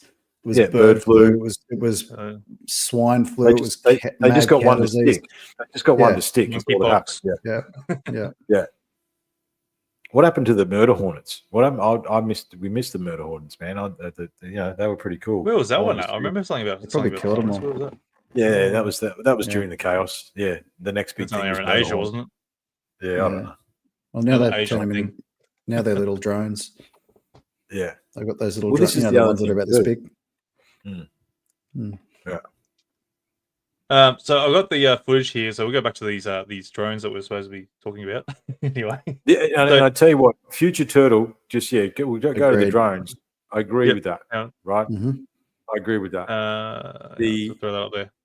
Look, the fact that Trump is the bastion for the free world is one of the craziest things. If you told me that 15 years ago, I would have said, what? However, it's where we are. But it's more about who he's got behind him this time. It's Tulsi, it's RFK, it's these guys that are behind him. And I do think, I mean, RFK is open to the UAP stuff if we can bring it back, right? You know, these people that are going in there are curious and open to that. You know, and if you think Tim Burchett is the Republican senator, Republicans have control of everything now, the House, the Senate, the whole box and dice, right? So, you know, there's a lot more control that can be pushed through, or, you know, questions that can be pushed through if needed. But what do you got for us, mate? Give us some drones. So on that though, with the you know, Republicans being able to go into the House and whatnot and ask these questions, everyone's still going to be going behind a skiff regardless. We will never get to know the actual answers. That's the problem. But I think as humans, we deserve. Do you know what they said on the JRE with what's her name? The fighter pilot. What's his name? Rush. You know him. No, not Rush. Ryan Graves. Ryan Graves. They said that the reason that we need to know this stuff is that it's a human problem. This is human information. If we've got non-human intelligence and we've got ultra-terrestrials and all that sort of stuff, that is actually going on in whatever form that it is, whether it be interdimensional or D, all the above. That's something that as humans we deserve to know. This is a human thing. Yeah. Right? It's got nothing to do with countries or lines or anything else like that. This is a human thing because the reality is it is happening all over the globe. How do we get? I want to see Wayne's video. There's a UFO. I'm trying to find it. I can't find it. But yeah, on that too, like that's where my argument has been to, like where Australia don't give a fuck, UK don't give a fuck, the rest of the world don't give an absolute damn fuck about what the hell the America's going on about with these Congress meetings with the UFOs and UAPs and shit. Like I said, but is that corporate controlled media? You think, Anthony, or I think it's a hard one to say. What do you think it's the mentality of Aussies and UKs, the mentality of Aussies and POMs and all that sort of thing. We are there's the whole tall poppy thing and all that sort of stuff as well. Yeah, I suppose. I know. And that's where that stupid show, The Project, ruins a lot of it too. Like they try to put too much humor into shit and just fucks it all. But they're the only ones that covered the Congress meeting, the recent one. And they just made a big piss and moan about it. Well, sorry, there's a couple of people there that they're actually pretty serious about it. But then there's got the other comedians there who they want to be funny instead of being actual, legit. So they took the piss out of it. These guys like, no, this is actually something. This is like, they're like, no, this is something here, man. Like, I know you're laughing about it, but like, no, this needs to be actually taken serious. Well, and it speaks to the propaganda that we've all been under for the last 70 years, realistically. But and this is the other thing too. You can't get into this conversation without saying it's not just a post-World War II thing. It goes back hundreds of years, right? And the other thing is too, and this Angus was supposed to join us tonight, but he got double booked as well. However, he was saying that a lot of these reports in like the ancient Chinese and Asian documentation, all that sort of stuff, these things in the sky mimicked the technology of the time, right? So it's like they were seen as airships, they were seen as balloons, they were seen as this, they were seen as that. You know, it's are these drones, let's pretend for a second they are NHI or ultra terrestrial, right? Are these drones mimicking technology of our time? That's an interesting question, because that is, if you go back in the records for hundreds, if not thousands of years, that's what they would do. You know what I mean? Yeah. But it's pictures all the way down to so we're trying to figure out what this video is there, Wayne. We really want to see this video. That UFO drifted all the way down to where the big wheel is on Donnan Road, Melbourne. We need you to send a link there, please, mate, or at least give us like the headline of what it's actually called.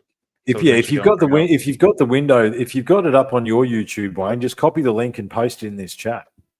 Yeah, burning shields. Yeah, Future Turtle.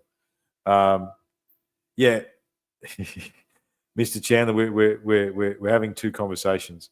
Yeah, the immunology and epidemiology of things that are going on at the moment. I'll take the plus 40,000 deaths here in Australia alone since 2021 as enough evidence to go with something else. But that's we're having two separate conversations at once. Yeah, we are. All right. So should we get back on the drone videos that we were talking about earlier? Show me some drone videos, mate. Show me some drones. Let's get into it. So right, should we go that way? Which one works better, that way or that one? Anyway, let's get into it. So this is the drone that's flying into it. We'll see in a sec. Oh, this is the orb that, and it hits it and it goes. So yes. Yeah. And then whatever the hell that is. What is that and what is that? Let's go near it. And goes near it. Above it or there it goes. There it goes. Yeah, right. So is this what we're talking about when we say this could be a hobbyist drone that's been sent up to look at one of these other drones? I reckon so. Because is that another drone behind it, or what the hell's that other one? Well, I think there's another one behind it there as well. And again, this is Phoenix, Arizona, so it's like when you say they're coming off the ocean, Arizona's a little bit far away from the ocean. You know what I mean? Like that's a bit of a hop, skip, and a jump. Yeah. So I want to know: did this guy record on his way to this object, and then it's interfered with it and just dropped it? And is that footage still in there? Like, I want this guy to come out and go, "Hey, that was my drone that fell out of the sky," and give us a rundown of what actually happened. Why? Yeah, where's his video? Yeah, where's his video? Right? Yeah. So we got just curiously, we got some people saying down just in the chat here that there's some stuff happening around Melbourne, because that's Fern Tree Gullies around Melbourne as well. Yeah, it is. Yeah, that's where I was. Yeah, right. I'm a Ballarat boy, mate. Hey. Yeah, once upon a time. I probably should have said that on Facebook Live, should I? I know. Yeah. They're going to judge us now. Yeah. Yeah, it's curious, right? It's curious. So, I mean, where do we sit? We didn't get a yes or no, just while Anthony's having a look for this.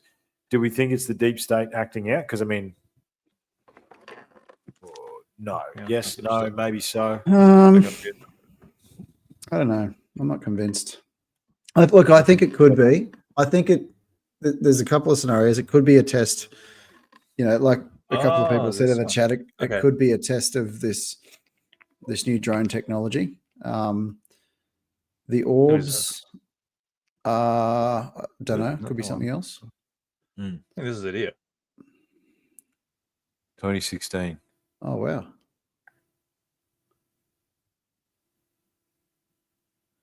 I would like to feel that if it's something sitting there for that long, that large, a lot of people would have seen that.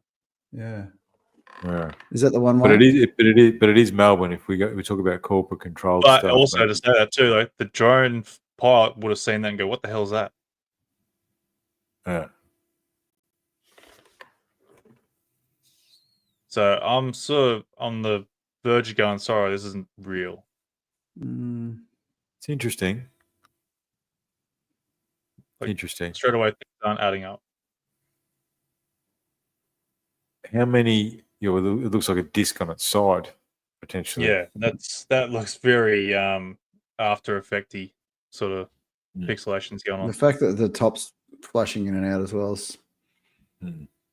What's that? This is different stuff. Oh, sorry. It's going off topic on its own little thing. Let it play. Let it play. Let it play. What's that? We'll look at those orbs there. Yeah, Mr. Chandler, look me up, man. I think we could have a cool conversation. Look me up behind the scenes. We'll have a chat because I think we can't start multiple conversations at once. For him or for me or for both of us? Oh, I think it's going to be a good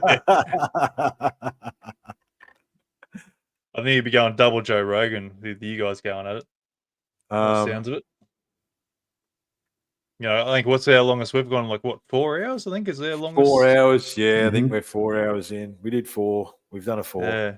The reason we started at 6:30 Queensland time is because we're probably going to go 3 again at least. At least. It's already halfway there. Can we go? What was the orbs after that? Yeah, here's this one. Because I mean, this is the stuff that interests me. Like, I've seen a lot of these variations that I can't dismiss easily.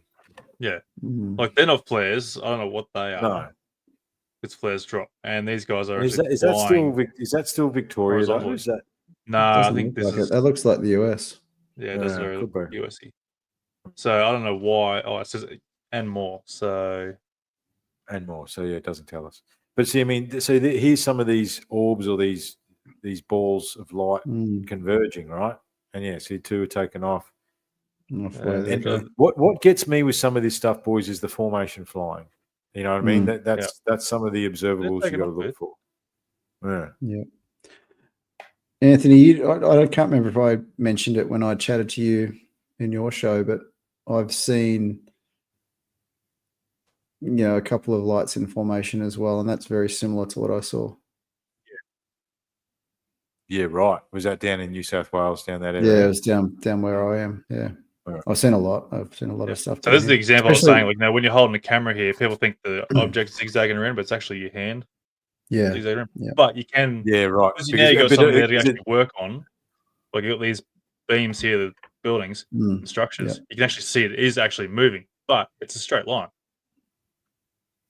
So Wayne's saying, he goes, I seen it. It drifted through Melbourne.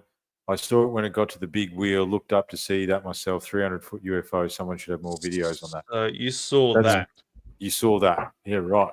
Wow. Okay. So I'm going to have to ask a question here. Like, well, where's your side of the footage here? Like, how long was it there for? Where's the more detail? This is where things get left out and going, hey, I saw this. This is the critical analysis side of things. Yeah. Yeah. Look, we need to understand how long was it there for? What direction would it come from, sort of thing. How large is this thing in perspective to everything else? Because, like, right now, that thing looks like it's on par with, like, one of these buildings. Those buildings. Yeah, that's right. Yeah, this thing's massive. Whether it's behind the buildings here or just in front, it's massive. Footage from a helipod. Footage from a helipod. Okay. This is a drone. This isn't a hell. This is also a drone. This is 2016 though. Drones weren't really around that much back then. Well, that's true. That is true. I think it was just starting to break out though. Yeah. Like the DJI quadcopter. Yeah, I think it was. I was able to check that now. That's interesting, right? And look, I think Mr. Chandler's saying deep state. It's just that deep state is we have all these place names and these face noises for this stuff that I don't think we necessarily understand what we're talking about. I mean, I would say deep state. I mean, Luis Elizondo says the other terminology is the breakaway civilization. Yeah. Yeah. You know what I mean? Like that's another terminology that gets thrown around a little bit. And again, I think and me and Anthony have had this conversation as well, is that we get stuck in the intricacies and the technicalities, right? It's like, yes, but at the same time, we need to know this as much empirical data as we can. But the larger picture is pretty obvious. You know what I mean? There is something that exists that's stealing all our money, that's using it for something. Joe Biden hasn't been at the wheel in the US for I don't know how many years now, and who's been running the US, right? It's the system behind the system behind the system, you know. And it's hard not to join. You know, how many coincidences and how many coincidi do we get? You know, a lot of these alternative energy people, they crash into a tree. You know what I mean? It's one tree in a 5 kilometer radius. And they smash right into it. You know what I mean? Like it's uncanny. Or they shoot themselves in the back of the head twice, just in case. You know what I mean? Like seems to be what happens to these people. There does seem to be a bit of a line of nefarious nature that is associated with the UAP phenomenon, which they changed that again, boys. That's unidentified anomalous phenomena. It's got nothing to do with aerial anymore, right? Yeah. Because the aliens are in the ocean. Yeah, that's right. I heard another one the other day. I can't remember what it was, but yeah, it's something different again.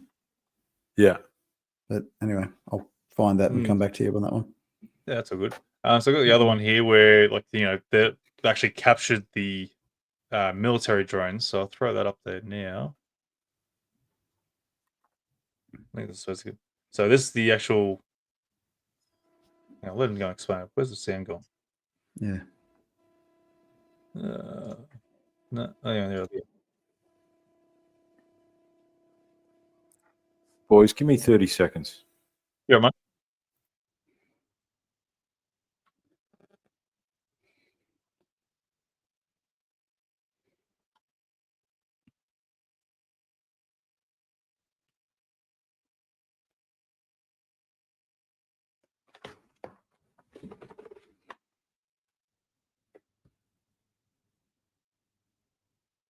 Yeah, right.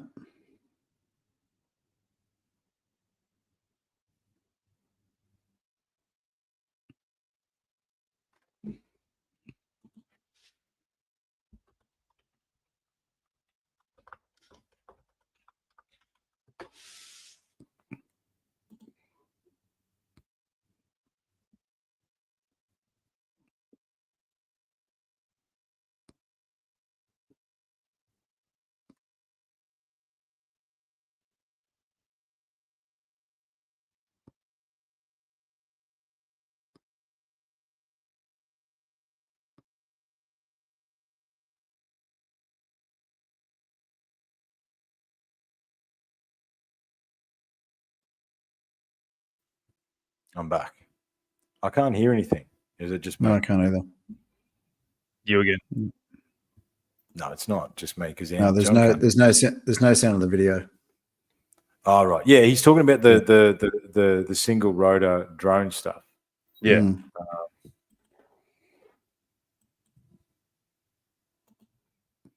Hey, Truth, I'm just going to send you something in the chat because I just want to ask you a question, but just so you know it's coming. Yeah, sure.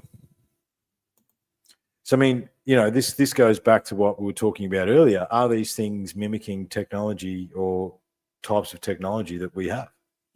You know what I mean? This is a question.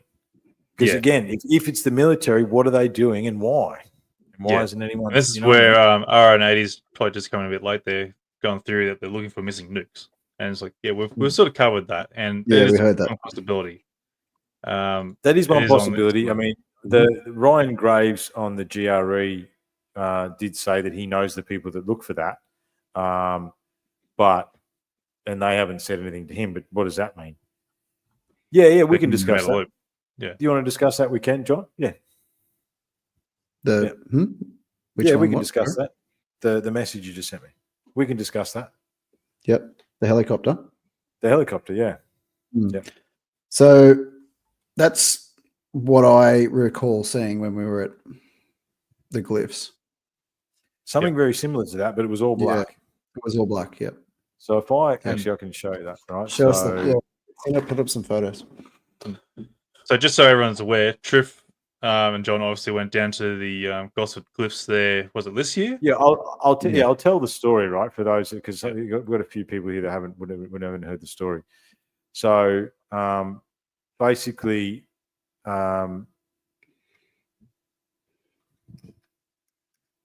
we went down to Gosford to have a look at the glyphs, and when we were down there, I was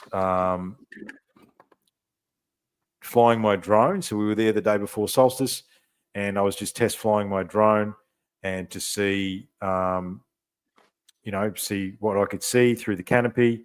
We were trying to make understandings about where we could see the sunrise and stuff like that. There's a whole heap of research that will be coming out on that in the new year. Johnny's a part of that. And so basically, I'd sent the drone up once or twice before, hadn't I, mate? Yeah, I think it was the second time. The second time I sent it up, yeah. Second time I sent it up, basically, we heard a helicopter. And John goes, wouldn't it be funny if that was a black helicopter? Now, this is pretty much the chopper we saw, but it didn't have yellow on it. Here, I'm just going to present this.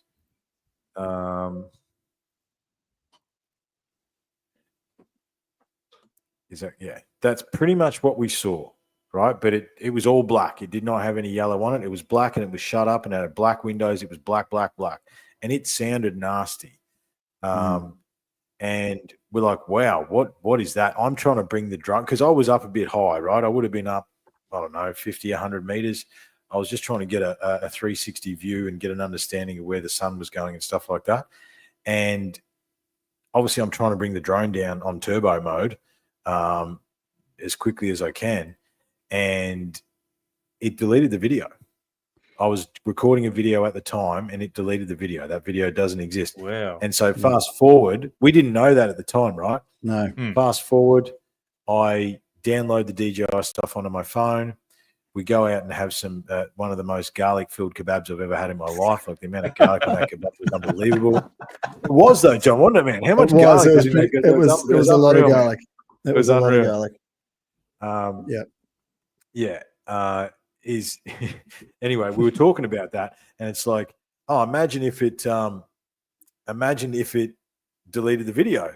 I'm like, oh, well, we can see, flick, flick, flick, and it's deleted. What I'll do while we're chatting, I'll find it, and I'll put it in the in the email. It was freaky. But that's a and yeah. But then what happened later when we went to leave? Oh, yeah. So we were walking out of the glyph. So we got back to the road where the cars were parked. And there were two guys, very, very much military looking. Where, like, I saw them get out of, they were wearing black jackets and pants. And I saw them get out of their black jackets and pants, put them in their cars, and put on their jogging kit, is all I can put it to be, but gray shirts, typical military looking guys. And we sort of walked towards them. They looked like they eyeballed us and then ran off into the bush and down the track, as if to just, that was go for a run. Go for a run while we're, these guys are in there. So two things that happened that were extremely strange over the period of that 3 days that we were there. So yeah, that was pretty freaky. And yeah, the video thing itself, that was so I can't, because the video doesn't exist, I can't share it. Right, but basically there is a video. So there's this 34-second video that is me taking off with the drone, which we can I could put up to the camera there. Okay. There you go. There we are, taking off. And you've probably got it, haven't you, John? I think I'm just going to have a quick here. I've got my files. That's the 34-second drone. It goes up, and then you can see the very next, if I expand my phone there, that big white middle bit there. It's a bit too blurry, yeah. But basically there's, I can't share it because it doesn't exist. But there's a video missing. I've got 9 videos on my phone, and there's a video. I know what I can do. I know what I can do. So just a question too, and where those guys doing the jogging there, is this like a typical area where a lot of people would deliberately go jogging? Yeah, it's a national park. And it's look, we saw probably 4 or 5 people while we're in there. 2, 3, I think specifically came in looking for the glyphs. And we saw a mountain biker went straight over the glyphs. There's a few people funny. Yeah. Okay. Yeah, like there's 1,000-year-old inscriptions and some dudes doing a mono over them. And that was honestly, I was blown away that there was a mountain bike track directly over an Aboriginal artwork, like that's carved into the rock. So I think it was a whale or a crocodile or something like that, that was just walked over. And like, you know, we've got 2-3 Ks down the road. There's another area that's, you know, all the same sort of artwork that's been not fenced off. It's been put boardwalks and stuff around it so you can actually look at it and you're not allowed to walk on it. But we're up in the bush, you know, 100 meters, 150, 200 meters from the glyphs, hiking up this trail, and there's this glyph or this picture in the middle of the walking path, and it was just like, what the hell, like, yeah, it's unreal. Yeah, there and it is. Then there was mountain. Yeah. So that video there, here's the initial 30-second takeoff video to do checks. That was about a 3 or 4 minute video because I was up there. I ran out of battery, didn't I, John? I was up there. I was standing around. I was trying to get the bearings. And when that helicopter came past, it stole the video. Like whether it jammed it or I don't know what else to say. The video. So do you think that it was just coincidence that this helicopter was going past at the time there, and it's obviously no, because it came out of nowhere. It came out of nowhere, and it was. And look, I can neither confirm nor deny, Anthony, that how high I was flying my drone. Okay, I can neither confirm nor deny any such things. So, you know, I don't know whether that attracted it or I mean, what's a black helicopter doing operating in that area anyway? Mm-hmm. Yeah, is there any military spaces nearby it, or no? We checked all that. We looked this up. Yeah. That was the rabbit hole we went down because it's like, where did the helicopter come from? That's right. It literally came out of nowhere, and it was within 30 seconds. I have to. Was it? I think it was 30 seconds. That's one of the drone had been up for a little while. The drone had been up for a few minutes, and I was taking video and looking down on the tree canopy, and we were discussing it. And then we heard the and we're like, that's a bit. And it was low, like it was just above the tree line. We couldn't see them because it was blacked out windows. We couldn't see because of the blacked out windows. But if the windows weren't blacked out, we would have been able to see the pilot for sure. Yeah, like that's how close it was. It was within 100 meters of us. Like we could, and it was directly like it flew and it curved over towards behind us. Behind us, It was a deliberate fly past to see what was going on. Right. No other action.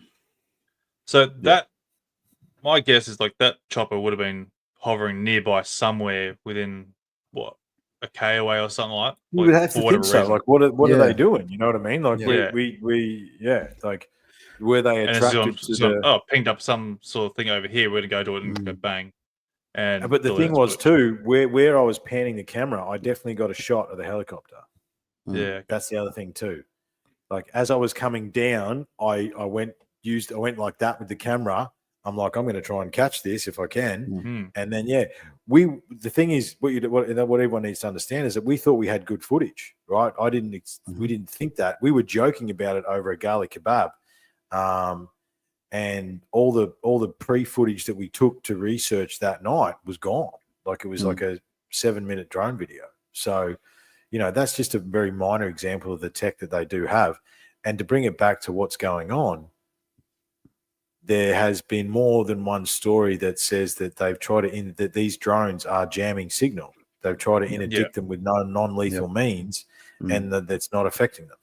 So, you know, back to the start, is that an act of war? You know what I mean? Like, what are we talking about there? If you are actively jamming someone else's technology, is that not? You know? Yeah. So are we talking about there with his drone? Yeah, but are we talking about military jamming civilian drones, or are we talking about military jamming military? Well, from what Ryan Graves said on the JRE yesterday, he said he knows of non-lethal, because obviously they can send an electromagnetic beam at these things. I'm pretty sure now they can send sound waves at them. You know what I mean? Like there's a number of different ways they can try and bring them down. The words that he used, they've tried to use non-lethal means to try and bring these things down. and no, it has had no effect. Therefore, they are jamming the signal. Yeah. Right. Exactly like they jammed my drone. You know what I mean? Like that's the thing.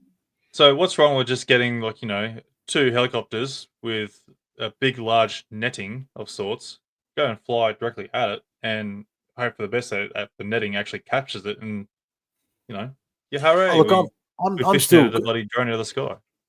I'm still a quick squirt with an A10 or an F16. You know what I mean? Like just one that's somewhere. But also it's over civilian space as well too, though, like stray bullets and such. And I think that one of the reasons that has been given for them not into using military to intercept is that it is within that civilian airspace. That's the other thing too.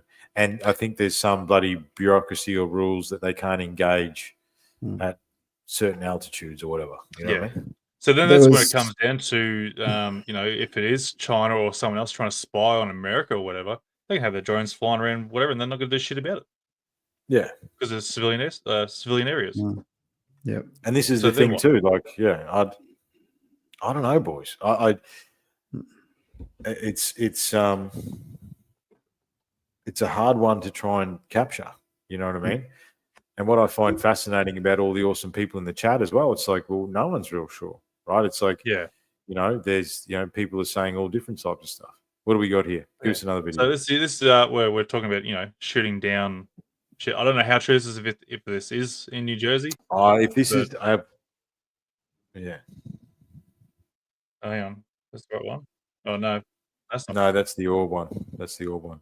There's a couple of ones that are shoot down ones. One of them looks like the drone is shooting, and apparently that's not true. Apparently that's not true. Okay, the drone shooting towards the ground apparently is bullshit. That one's a perfect example of what I was saying before.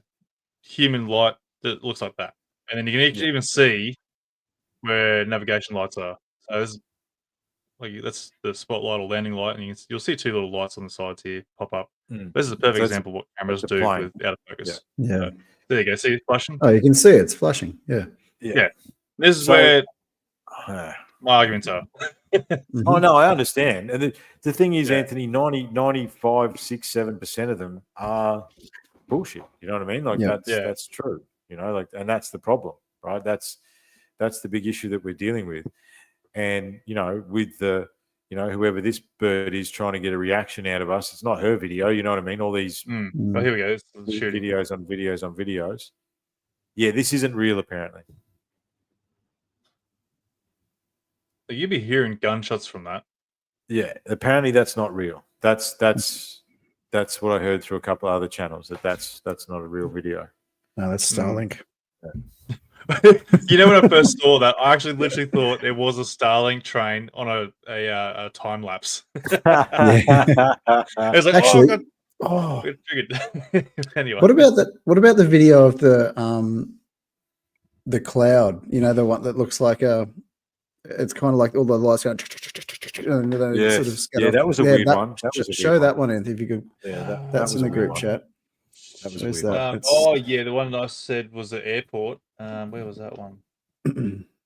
And someone's claiming the drone's coming to land or some shit. Yeah. Why are you trying to find that? Yeah, Mr. Chandler. Yes, the Gosford stuff is very, very interesting.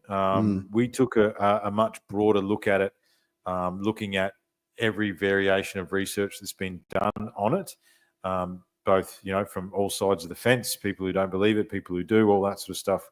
We've done a pretty in-depth dive into it, and that's part of the New Year's stuff that's going to come out with unlocking the code, and how old it is, and what tools we used, and these sorts of things. These are questions that we're trying to get the answer to, using empirical data, not just casting stones. Yeah. So this is a time lapse of the drones. Yeah, this is. I don't know if this is New Jersey or what. Yeah, me and you went round and round with this one, don't we? Because I've heard that is approach on New Jersey Airport, but they look way too close together. They do. But in a time lapse too, they're probably about 5 minutes apart. That's true too, right? That's the thing too, right? Is it just the time lapse that we're seeing? Yeah. Because I mean, bloody busy airspace though.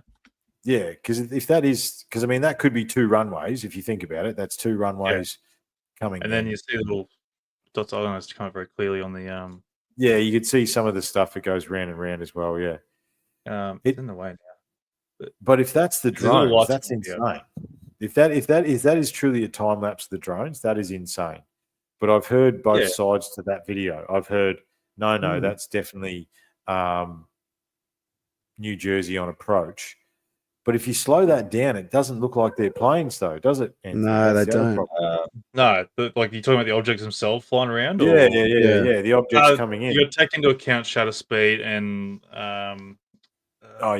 digital zoom, all that sort of stuff as well. What do you call it? Long exposure. So because it's a nighttime image, the long exposure is trying to that is true.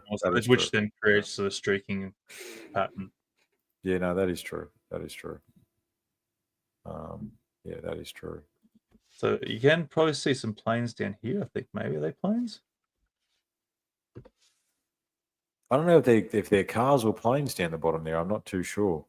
This is the problem, right? Like what's real and what's not. That's this is the part of the bullshit that keeps getting shared around and going, oh yeah, there's drones. Okay? Yeah. And that's what makes you so conflicted on what you're seeing. Well, what the hell is what? It's frustrating. Because if that's just a time lapse of an airport, then that's okay, that's fine. But if it's being sold as something else, you know what I mean? Like that's the. But then my other thing was too, like I've never really seen an airport where they allow planes to fly directly over cities, like this big an area to land. There's like always minimal bit of land for them to go and land on. Like if it's like a major airport. Like you look at Brisbane, look at Sydney, even Gold Coast, you know, their landing strips are pretty much out on the ocean, basically. Yeah, that's true. Yeah, that is true. I remember coming into Sydney one time and damn near bloody it was in one of those old school 747s and they had the big screen and it's like your altitude is 150 feet. Then we went bang we hit an air pocket going over the bloody going over the city and basically fell onto the runway. James, where do you want to go with this link to YouTube? Where do you want to go, mate? What do you got for us? Oh, g'day, James. Welcome, mate. Thanks for joining us. Anthony, I just sent you that video in your chat. What I thought I would show you boys too, just because we're talking about space stuff and talking about long exposure and those sorts of things. This was so basically with my telescope stuff, I got to the point where it was spend $3,000 on a telescope or start the podcast, right? And I chose to start the podcast. Worst decision ever. Yeah, it's terrible, terrible decision. But one of the cool things that I caught, boys, that I don't know that I've presented here, and I think everyone would be interested in, is I got a meteorite flying through space. Oh, yes. Well, I remember you showing me that. Check that out. All right. So that I'm pretty sure is one of the stars of Orion's belt through time lapse, right? So long story short, I set my DSLR on a 10-second shutter, long exposure, multiple shots, and I literally set it up, pointed it at that star, which I'm pretty sure is the middle star of Orion's belt, maybe, and then hit the button and walked away. Like I didn't touch it, didn't go anywhere near it. You know what I mean? Like that was the 10-second shows, 5 shots, and this was one of them. And I took it through to the telescope people down there at Slacks Creek up here, and the dude I spoke to, I'm pretty sure was an alien, but that's another story. But I said, "What is this, man?" And he's like, "Dude, you've captured something tumbling through space in that like." And we're on a lawn farm, like a grass farm, like 10 k's that way, and that's what we captured. You know what I mean? So because that was the time lapse. That's how far that thing fell in 10 seconds through my lens, just by random, just totally random. But the cool thing about this, right, is so that's the star of Orion's belt. Okay, you ready to have your mind blown for a second? Mm-hmm. Look at that. That's all the other stars. right? So remember, that's there a we go. star Now that we're caught up. There we go. Yeah, wow. that's a star that we can see, right? That's a star that we can see. And if we go like that, that's all the other stars, boys. Right? What I did to one of my mates a few years ago now is because he didn't believe me about this stuff. And I said, okay, that's cool, man.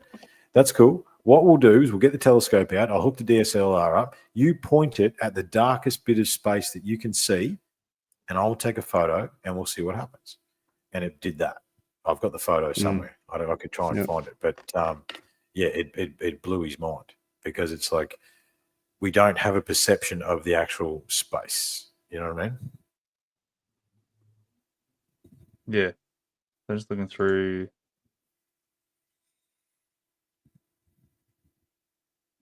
Yeah, look, then we were talking about that earlier, Maria. Like when we talk about, I wonder whether an old school film SLR would take a much better photo of this stuff. You know what I mean? Because I think, me and Anthony behind the scenes, we go back and forth about different sightings. But one of the things I'm realizing about all this stuff is the faults with digital zoom. You know what I mean? Like, and it's just not digital cameras in general. Digital cameras in general, yeah. Yeah. So it's not, let's get this one up. John just sent through. Yeah, oh, what the hell's going on? Yeah, that's a weird one. That's it, yeah. That's a weird one. See, that to me looks like a shit ton of bullets hitting something. I've got another opinion. Yeah. Go again. Show me again. Is it fireworks? Yeah, it could be. It could be fireworks. Looks like it's definitely. Is that a fireworks factory gone? I think a fireworks factory went up not long ago, didn't it? Yeah. Well, there's a few places that have gone up in the last few things weeks. Just catch fire, boys. Food places, egg places, chicken places. They just catch fire now. That's what happens. But it's just interesting how it goes from one side to the other. Yeah. From right to left. It's fascinating. Like, I mean, that's one of those weird. That's anomalous. Like, if that is a true video, then what is that? Let's go to the comments here, guys. And see, where's it? Let's go to the comments. No, it's on Instagram. Fuck you. Let's have a look. See if we can get on there. Should be able to get on there. There we go. We've got something going there. So what have we got? See, this one's got fireworks too. Why did they do fireworks during the day? Why did they do fireworks during the day? Maybe they didn't mean to. Well, see, what's all that smoke? Here we go. Look at that cloud seeding. Love it. That's not cloud seeding. The cloud seed up here for winter. Trust me, it's not cloud seeding. Yeah, look, I don't. That could be. Jan, it could be right there. Could be right there. Could be atmospheric entry. Yeah. Yeah, but see, the smoke's coming. Look at the smoke to the right. Yeah. See where the tree is. Look at where the tree is. They're engaging. And look at down the bottom. There's smoke coming up from the ground. What's that? See what I mean? It's probably a little bit of distance away. And how far fireworks shoot off? Like they're what, about 500 meters, maybe, like till they actually go and explode. Yeah, that doesn't look like. It doesn't look like weird one. If it had, a stray one had gone pew straight over this way towards the house and gone kaboom. Yeah, it's a weird one. It's definitely a weird one. Blue beam projection. Okay, interesting. Blue beam projection. Isn't it funny? Like all these drones came out and all this stuff they've flown over. Everyone, oh, for God's sake, it's just Project Blue Beam. Can you guys just show us something real? Like I'm tired. I don't care anymore. You know what I mean? Ammonium nitrate explosion? I don't think so. That's a one-off boom, not a big bloody spark boom. They had one up here in central Queensland that went boom, and that was a big boom. I remember that was a big boom. The Anfo one. There was one in St George at 2013 as well. Yeah, that's right. There was one that there were too. Yeah. Yeah, I was out that way. I knew boys that heard that. They were in Roma and they heard that. Apparently they heard that. Like, this was about an hour away from where I live in Gladstone area, and they reckon they felt the explosion up here, an hour away. Yeah, I'm not surprised, man. Anfo's unbelievable. Well, Maria, get your DSLR out with some good focus and try and get a picture for us. I've got a spaceship for you, boys. Stop share for a second. Oh, right. I've got a spaceship for you. Just because. Don't want to start start a war. But here's the closest spaceship to us. I know what's coming. I know what's coming. There we go. There we go. I know what's coming. Yeah.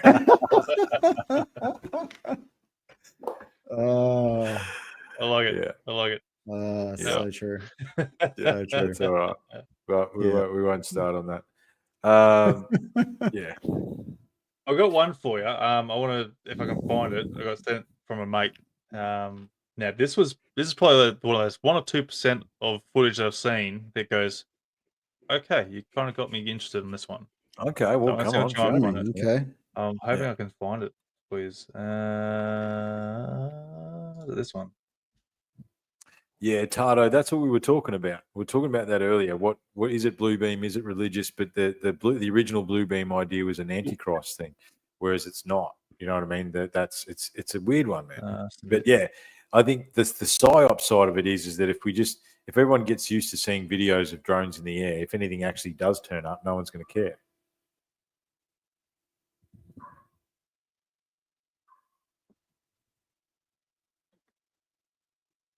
What do you got for us here, mate? I'm searching.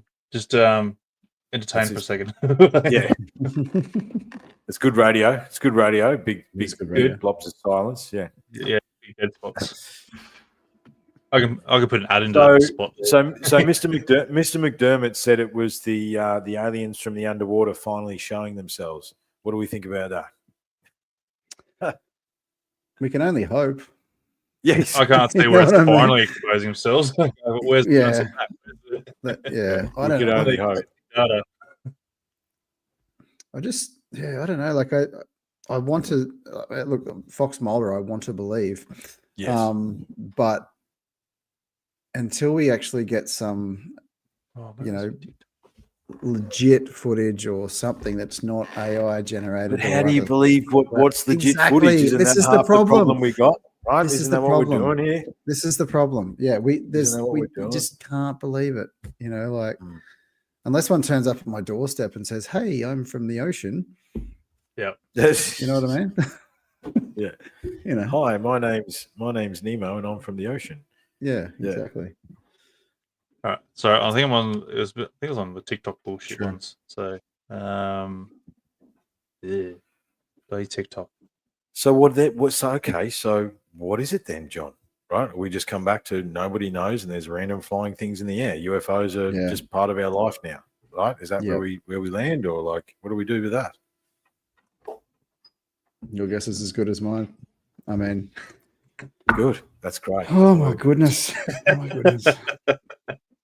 Solving all the big questions here tonight. We're totally solving the questions.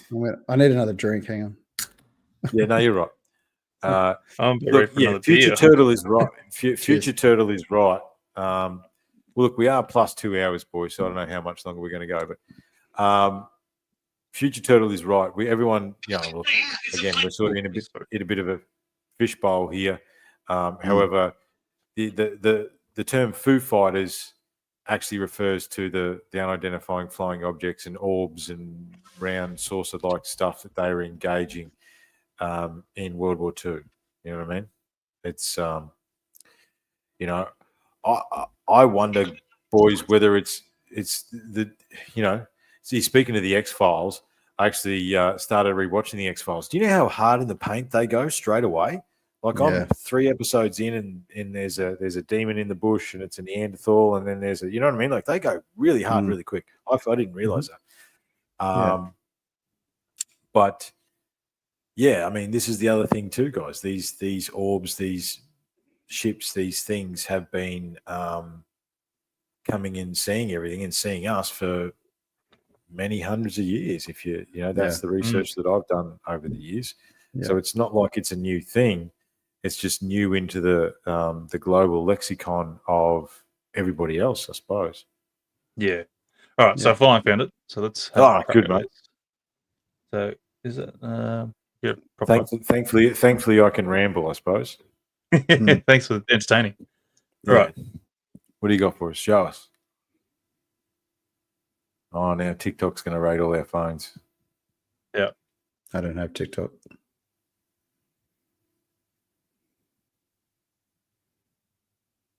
So is that to information? Is that what I'm looking at? No. What are the other little ones? Going by the flare, I'm guessing this is the moon.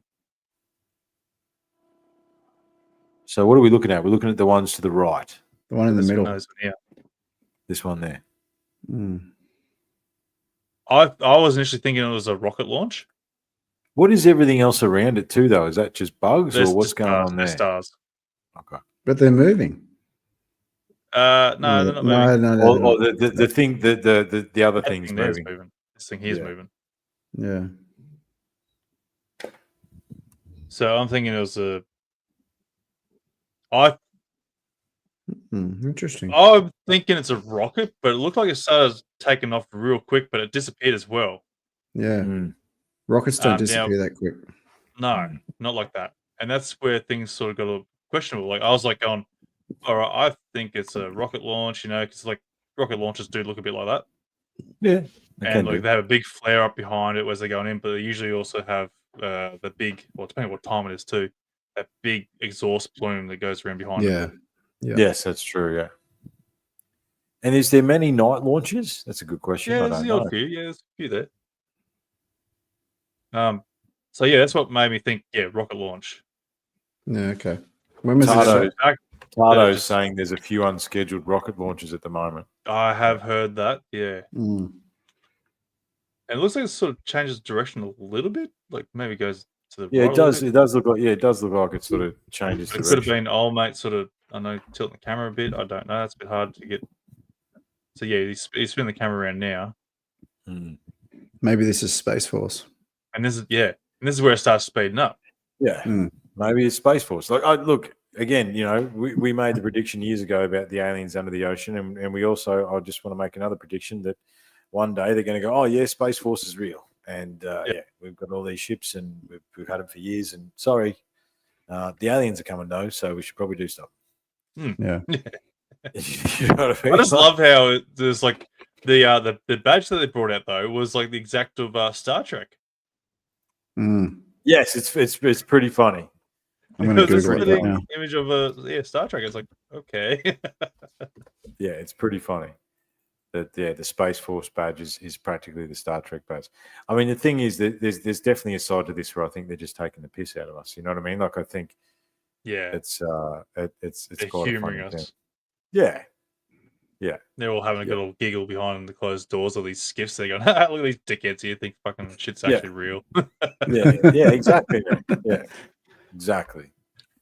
Yeah. So what's Turtle saying here? Do you guys think there's any mega structures on mainland Australia? Well, Gosford Glyphs aren't really a structure as such, but there's evidence of something there. But yeah, look, it's when we say megalith. Megalith structures on mainland. Pyramids no. If we're talking generic megaliths, future turtle, yes, absolutely. There was Australia's Stonehenge. There's multiple accounts of standing stones that have been pushed over throughout the 1900s. Some of that evidence is more credible than others.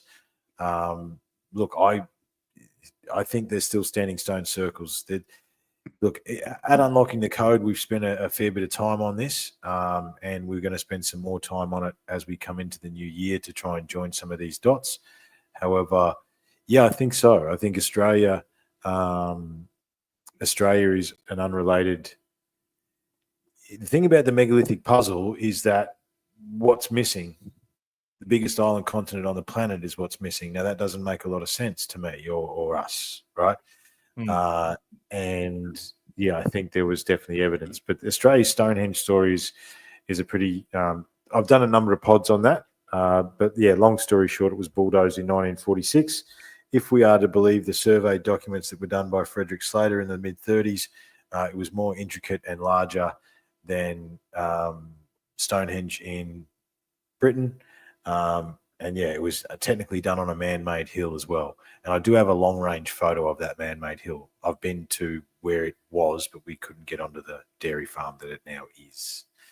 But outside of that, next time you're around Mullumbimby and the East Coast, that's that part of New South Wales, just just keep your eye out for standing stones. They're everywhere, right? And I'm not saying all of them are from previous civilization, but what's the obsession with standing stones up all along that area?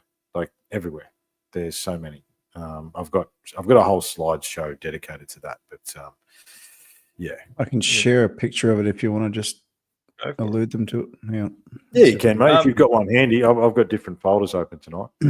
Yeah, I'm just gonna. What happened to the Gympie pyramid thing that you guys were looking into a while back? Now it's got I think it's been cut in half, hasn't it? Thanks to the Gympie bypass. Pretty much. There's nothing came really out of it, though, did they? Like saying, like, to sort of prove that it was some sort of structure. Yeah, look, it is not. I've actually. Sure? Do you know what's fascinating about that's Australia's Stonehenge there. There's a better shot of it. Yeah, that's not the best one, but no. So we want to divert into the Gympie pyramid just a little bit. Long story short, it is not a pyramid as such. It is a ridge line, and depending on who you talk to, it's called Jaki Kundu. And the front of the Gympie pyramid technically still exists, right? Now, curiously, and just I don't know why, I think me and the boys are one of the last field teams to go up there and take photos before it was bulldozed. Not long after, because you were wanting to go and organise to get a LiDAR up there and shit like that. And we got a ground penetrating radar up there and all that sort of stuff. So that is what you would call these walls that run up the side, right? So if we go, you can sort of see there's one there. You can see that there's one in the brush here. There's another one there, and there's another one there, right? You can. But that's probably the most prominent one. We clean that out a bit, but there's 3 or 4 rows, and you can sort of see how it's pyramidal in nature, right? You can sort of see how it's. I'm standing at the bottom there, and it is going up in a pyramid style. That's probably a better photo of it, right? So you can see from a point of view, it definitely looks pyramidal in nature. This is just. But again, so the mainstream. I'll just flick through some of it. This is a lot of this is there's the radar in the background. That's the radar we hired in the background to try and see if there was any voids under the earth, which there wasn't. It was inconclusive. Look, guys, with the Gympie pyramid stuff, this is some of the interesting stuff. Okay, this potentially looks like evidence of cut rock.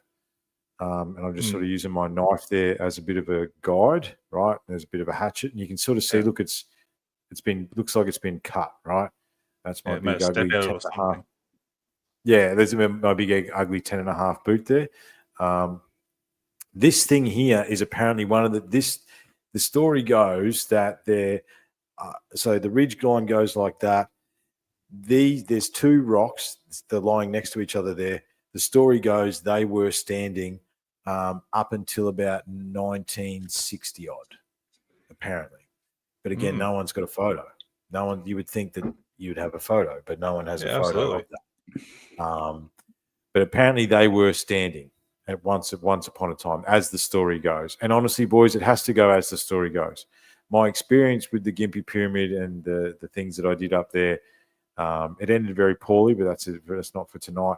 But extraordinary claims require extraordinary evidence, as we know, and there was not a lot of extraordinary evidence to be found. There was definitely some interesting stuff, don't get me wrong, but it's the thing is too, like since I took these photos, and it's interesting how your perceptions change, right? When I took these photos, it's like, it's cut, it's right angles. Well, no, I've seen several variations of limestone and other types of stone that break in right angles. You know what I mean? That's not, and these aren't exact right angles. You know what I mean? So it's like 90-degree angles don't exist in nature. Yeah, that's not true. Yeah, that's not true. Yeah, that's not true.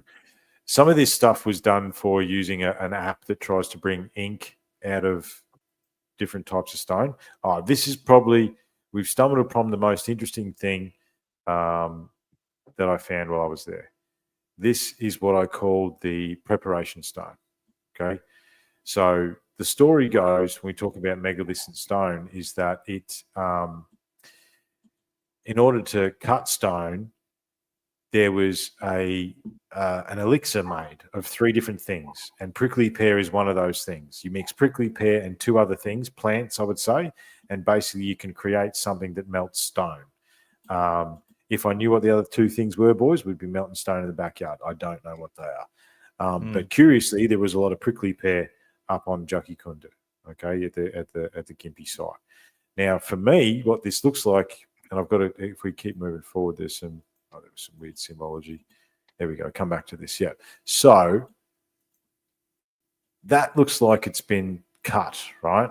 That doesn't look like it would break off like that. Okay. That there looks like there's been some sort of tool sharpened through there. If you look, it sort of goes that way and that way, right? And if you look at the bottom here, and I think there's the next photo is that, yeah. I'll just zoom in on this, you can sort of see the rings. Can you see the rings there, boys? It looks like some sort of solution has been created in that, right? And considering it looks melted, like it's very smooth, that stone, I postulated that potentially this was them messing around with that solution to cut the stone. And yeah, that was something weird that we found. That's just a bit of sandstone. But yeah, that was probably the most interesting thing that I found at the Jucky Kundu site, boys. Technically, the front of it still exists. It's got all big fences around there. As I said, there's a much longer story to that. Probably the most curious thing that exists in Gympie is the polygonal masonry, right? And there's a key. There's one that this is the shot. I've only ever got one post on Instagram that's got like 1,000 likes, right? This is the post. Because I put this post up and said, "Pop quiz, where is this?" Right? And of course, everyone said Pumapuku, everyone said Egypt, everyone said South America. So a couple of people said Greece because there's some polygonal masonry. Italy, there's some polygonal masonry. No. That's about an hour and a half north of me, outside a church in Gympie. Oh, get out. So what is polygonal masonry doing in Gympie? You know what I mean? Yeah. It's weird. Right. And if we go, that's the money shot, right? That's the money shot. But if we go back, so tablet was erected to commemorate 70 years at 1938. That's when they finished it, right? That's the back side. This is the more primitive stuff. Here you go. Like that rock there, or this one here, look, that one there is 1, 2, 3, 4, 5, 6, 7 rocks holding this one up there. Right? It's just weird that should be at a church in Gympie. And then there's all sorts of echoes around Gympie of polygonal masonry like that, right? Of people trying to imitate it. And the story goes, again, extraordinary claims require extraordinary evidence. I don't have the evidence, so the story goes, okay? The story goes that wall, this wall that is around the Methodist Church in Gympie was donated by someone to create jobs in the Depression era. Okay, so basically they donated the wall, and so that's why they look so worn, and they restructured it. That's why they look so worn and broken. And the thing is, if you start looking at them, and look, I've stood and looked at this wall for quite a while. If you start looking at them, some of them are in the wrong spot. It's like that one needs to come out and do that and go back in again, and then it fit better. You know what I mean? Because it was put together by a bunch of workmen in the you know, like who the hell's that one, even that white one up of that one there, that one looks out of place a little bit. Yeah, exactly. Some of them look out of place. But it's weird, man. It's weird. Yeah. And like, it's almost there, but it's not quite there at the same time. Yeah, I know what you mean. So look at that, right? So I mean, some of that's pretty precision. But that's the one. Look at this. So a pentagon type stone, right? So this one here, 1, 2, 3, 4, 5, 6, 7, 8, 9, 10 stones would have been cut to make this stone. To make that stone fit. You know what I mean? Like, why? Who's going to have time to do that? Yes. And who's going to keep going rehand or just going to sort of like chisel out a little spot here to go, oh, that's not quite fitting. I'm going to chisel it a bit more and pick up a bloody half-ton bloody brick. And this wall runs for about 300 meters, boys. It runs all the way around the corner of Surface Hill. Yeah. This is in Gympie itself. In Gympie, in the Gympie town itself, Surface Hill Church. Yeah, here's another one. Look at this. Go through it. Yeah, this one here. Look at it all. It's weird, right? Like, why they fail on that rock over there? The one on the very right. Why they fail on that one? And see what I mean. See how. So if I zoom in there, right? Here's a good example of the. Oh, what am I doing? Can I go in? Doesn't want to let me go in. No, it's having a freak out. But see the precision that these are in the middle here, but then all around them they're not, right? See, and that's because they've been double handled. Yeah, you know what I mean? They've been moved. So, everything on the lower area, like the lower sort of place, looks like it's not really correct. No, that's what I mean. Some of it, if you stare at it long enough, it's almost like you want to pull it apart and put it back together again. You do actually. It could be like, and see, this is an imitation, right? So that's whoever did that, right? I don't think did that because that doesn't look the same. Right? No, so basically, they're just going to cut it in half and go, oh, they'll fit there, they'll be fine. Yeah. The wall changes, right? The wall changes about 2/3 of the way down, and I think it's like, see, these guys are pretending to try and do this like that. Yeah. So see that. This is an imitation of that. Yeah, you know what I mean? Absolutely. Yeah. So it's weird, man. It's weird. And as the story goes, and again, there's no evidence to back up anything. So as the story goes, this wall was at the Jackie Kundu site. However, look, that's a long way to go, though. Jeez. Using critical thinking. Well, no, the Jackie Kundu site is within Gympie itself. Like, it's only. I know that, but like to go and pick up every single one of these rocks to go and relocate it there. Yes, I know, but where did they come from? There has been some other research that suggested that the Masons were involved. It seems to be you keep digging, the Masons come out, right? He's hoping. Go on. The Freemasons were involved apparently, but I don't know. Like, it's a mystery. You know what I mean? Because the thing is, like, and again, curious how you look at things differently, right? So when I first did that research back in it's pre-COVID, so it was 2018, 2019. We did 5 trips up there. I spent quite a few $1,000s going up there and, trying to help those people prove that it was something. And they just, again, extraordinary claims require extraordinary evidence, and they didn't have any. But there's definitely some curiosity there, because I said at the time that, is it a South American influence? Because that's the only place that I knew polygonal masonry came from, or the key, Pumapuku. That's the big one that everyone knows. But the megalith hunter on Instagram, Laura, and some other people that I've got to know through the podcast, there's all this polygonal masonry in Italy and Greece, and like the base of, the big Roman aqueducts, right? Yeah. You would have seen those.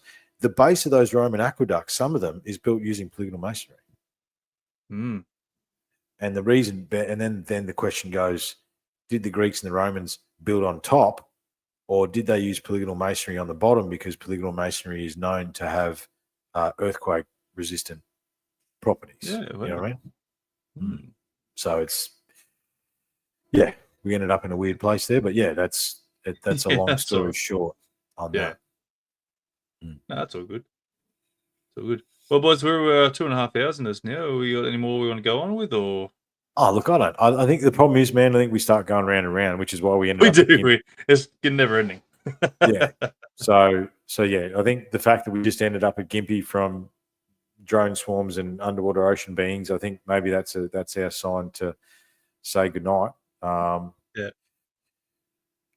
Well, thanks, boys. Hey, look, Happy New Year. Merry Christmas to everybody. Unlocking the Code version 3 is going to kick off proper next year. Exactly. A good spot's a good spot, right? Well, so to reuse and recycle. King's Chamber, let's go. I like it, boys. I like it. No. That's good. Don't start with the King's Chamber. Don't. Please, I've got photos in front of me and I'm not going to put them up. From our trip. But look, don't no, we're not putting those photos up. Nope. No. More photos. I'm closing it now. Yes, no, put them away. So it's another episode. Look, guys, I don't know. We'll wait and see, I suppose. But I'm really looking forward to next year and perfecting the Sanctum and getting all this expensive gear I bought to work properly. It'd be nice. I'm sure it's something really simple. Tomorrow, if you, I haven't pushed a button or something, is what it is for sure.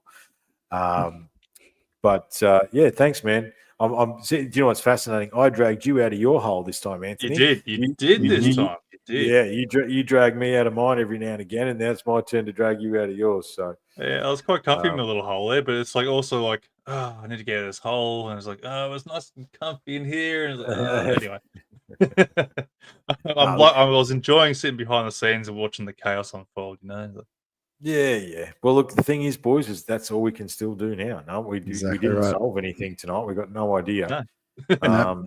And there's no point really worrying about it because there's nothing we can do about it anyway. Like it's just he's hoping that it's the good guys, I suppose. Yeah. Here's hoping. Boys. So look, Drift. Obviously, you're open to people getting in contact with you. Where are they going to find you, mate? Unlocking the Code, Facebook, Instagram. They let me back on X. I got kicked off Twitter during the chaos. That's what you did too. Yeah. They let me back on under a different handle, probably. Yeah.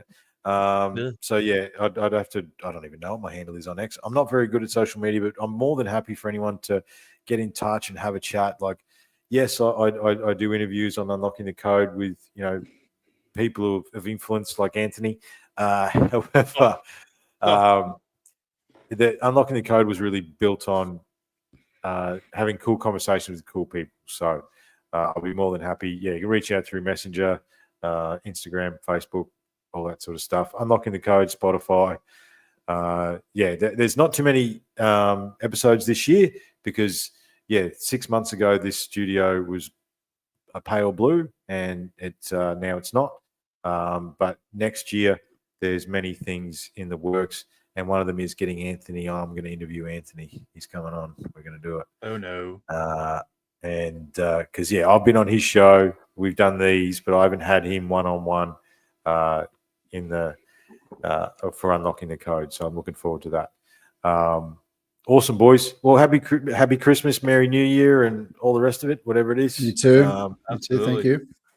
Merry Christmas to the kids and the missos and all the relevant people, and everyone out there, please stay safe. And I really appreciate it tonight. That was cool. We had a lot of people enjoying us and lots of comments, and so huge thanks to everybody in the chat.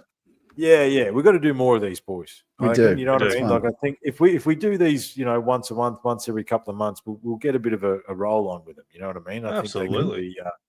I think they could be good fun. So. I reckon people should go and throw in the comments there what topics they sort of want us to go and try and cover, see where they want to go and which rabbit hole they want to get down in, I reckon. Yeah, absolutely. Well, look, who knows? Put it on the Facebooks there, put a vote out there and go and look, what do you want to look at? What do you want to sort of... Yeah, that could be a good idea, man. Let's put it on the couple of the pages and put a couple of topics up for vote in the new year, and we can cover what the good people want us to cover, and to just have a bit of fun and share some ideas. And awesome to see you, boys. You too. Absolutely. Hopefully next year we can all meet up face to face somewhere along the way. That'd be cool. Absolutely. It would be amazing. I think EDU is due for another, UFO hunt. I don't know, like expedition. I'll say like UFO expedition. I like to call it. Yeah. Well, look, I don't know where the UTC expeditions are taking us next year as well, man. So we'll. Pond Gap. If there's a few of us that they can't stop us all, just barge in there. Everyone invade Pine Gap. That's it. Can't stop us all. Stop. This is the problem, right? This is the problem. the people in the chat start throwing weird things at us just to try and get us to keep going, and then it's another hour. That's it. Let's stop now. Yeah. I've got to work tomorrow. Yeah, I've got last day tomorrow, boys. Last day. So last day of the year. I've got to get up and go to work. So it must be nice awesome to have fellas. I did work FIFO. Don't start with me. I work roster, but I work the public holidays. I miss out on all the Christmas time. Oh, it's no, look, man. I did my time in the desert and the jungle, dude. You miss out on a lot. I understand. You do. Thanks, Future Turtle. Also, don't get thank you. I don't have to go and deal with the normal lifestyle working 5 days a week bullshit. So it's great. Yeah, that's true, man. That's true. Yeah. Yeah. Storm the gap 25. I love it. Yep. Love it. Let's try and make a thing of it. Look out, government. Hey, which gap are we talking about here? Yeah, careful. Whose gap or what gap? No, stop it. Keep this G rated. Started me now. Oh no. Yeah, no. But look, I'd like to say a massive thank you to everyone who has been listening in throughout the year or even the year prior. It's been a fantastic year. We have been a bit quiet with our episodes and that and whatnot. Especially myself, I've been sort of a bit more family orientated in the last 6 months and whatnot. But I'm hoping to get back in here and get back on the bandwagon. Another part of that is too, Anthony is changing his perspective. Everyone, that's what's actually going on. How do you mean? How's my perspective? What? You wait till you get on unlocking the code, mate. I'll tell you. Yeah, right. I've been observing. Everyone knows that, I'm a little bit too critical when it comes to social medias there, and I'll throw everything under the bus, basically. And that's it hits you. It like you said to me the other day. I'm jaded, and I am bloody jaded. But that's only thanks to social media and some of the shit that people want to post up there and believe. It's the craziest. It's more disheartening than anything because you want to go and bring out so much light and truth to everything, and people just want to go, nah. What's happening, Anthony? And look, I faced this about 3 years into my podcast as well. Is I had my rose color, and actually it was the Gimpy experience that did it for me, man. I had my rose-colored glasses ripped off my face pretty dramatically. And that's what's happening to you, right? Because, I want the answers. We're going to find out. It's going to happen. Oh, no, everything's bullshit. Pretty much. Because you just keep hitting a brick wall, and then you talk to some people there, and you're just like, I'm not sure if you're legit or what. And it's like, anyway, brick wall, look at that one. Brick wall right behind me. It's all good. Yeah, brick wall. But anyway, so look, I'm hoping to get back in it. Like, I'm definitely there to go and keep trying to track down some sort of truth to this, or any little bit of truth to everything that goes on. But just take me for what I am at the moment. Then trying to get down to the nitty gritty stuff there and find truth and bullshit. So I will be back. We'll be back. And I'm dragging John around next year, and we've got to do the Gosford stuff. We've got some other things going to get back into everything's connected as well, aren't we, mate? We are. There's 4 conversations going at once in 3 different chats, I think. But it goes everywhere. It's all connected. Yeah, it is. Oh, boys, Merry Christmas to the kids. You. Hopefully they have a good Merry Christmas, everyone, family, friends, everyone. Happy New Year. Thanks very much, everyone, for tonight. That was really appreciate that. And that was a fun way to end the year. So take care. Let's get out of here, boys. Let's get everyone. Thanks, guys. See ya. Thank you.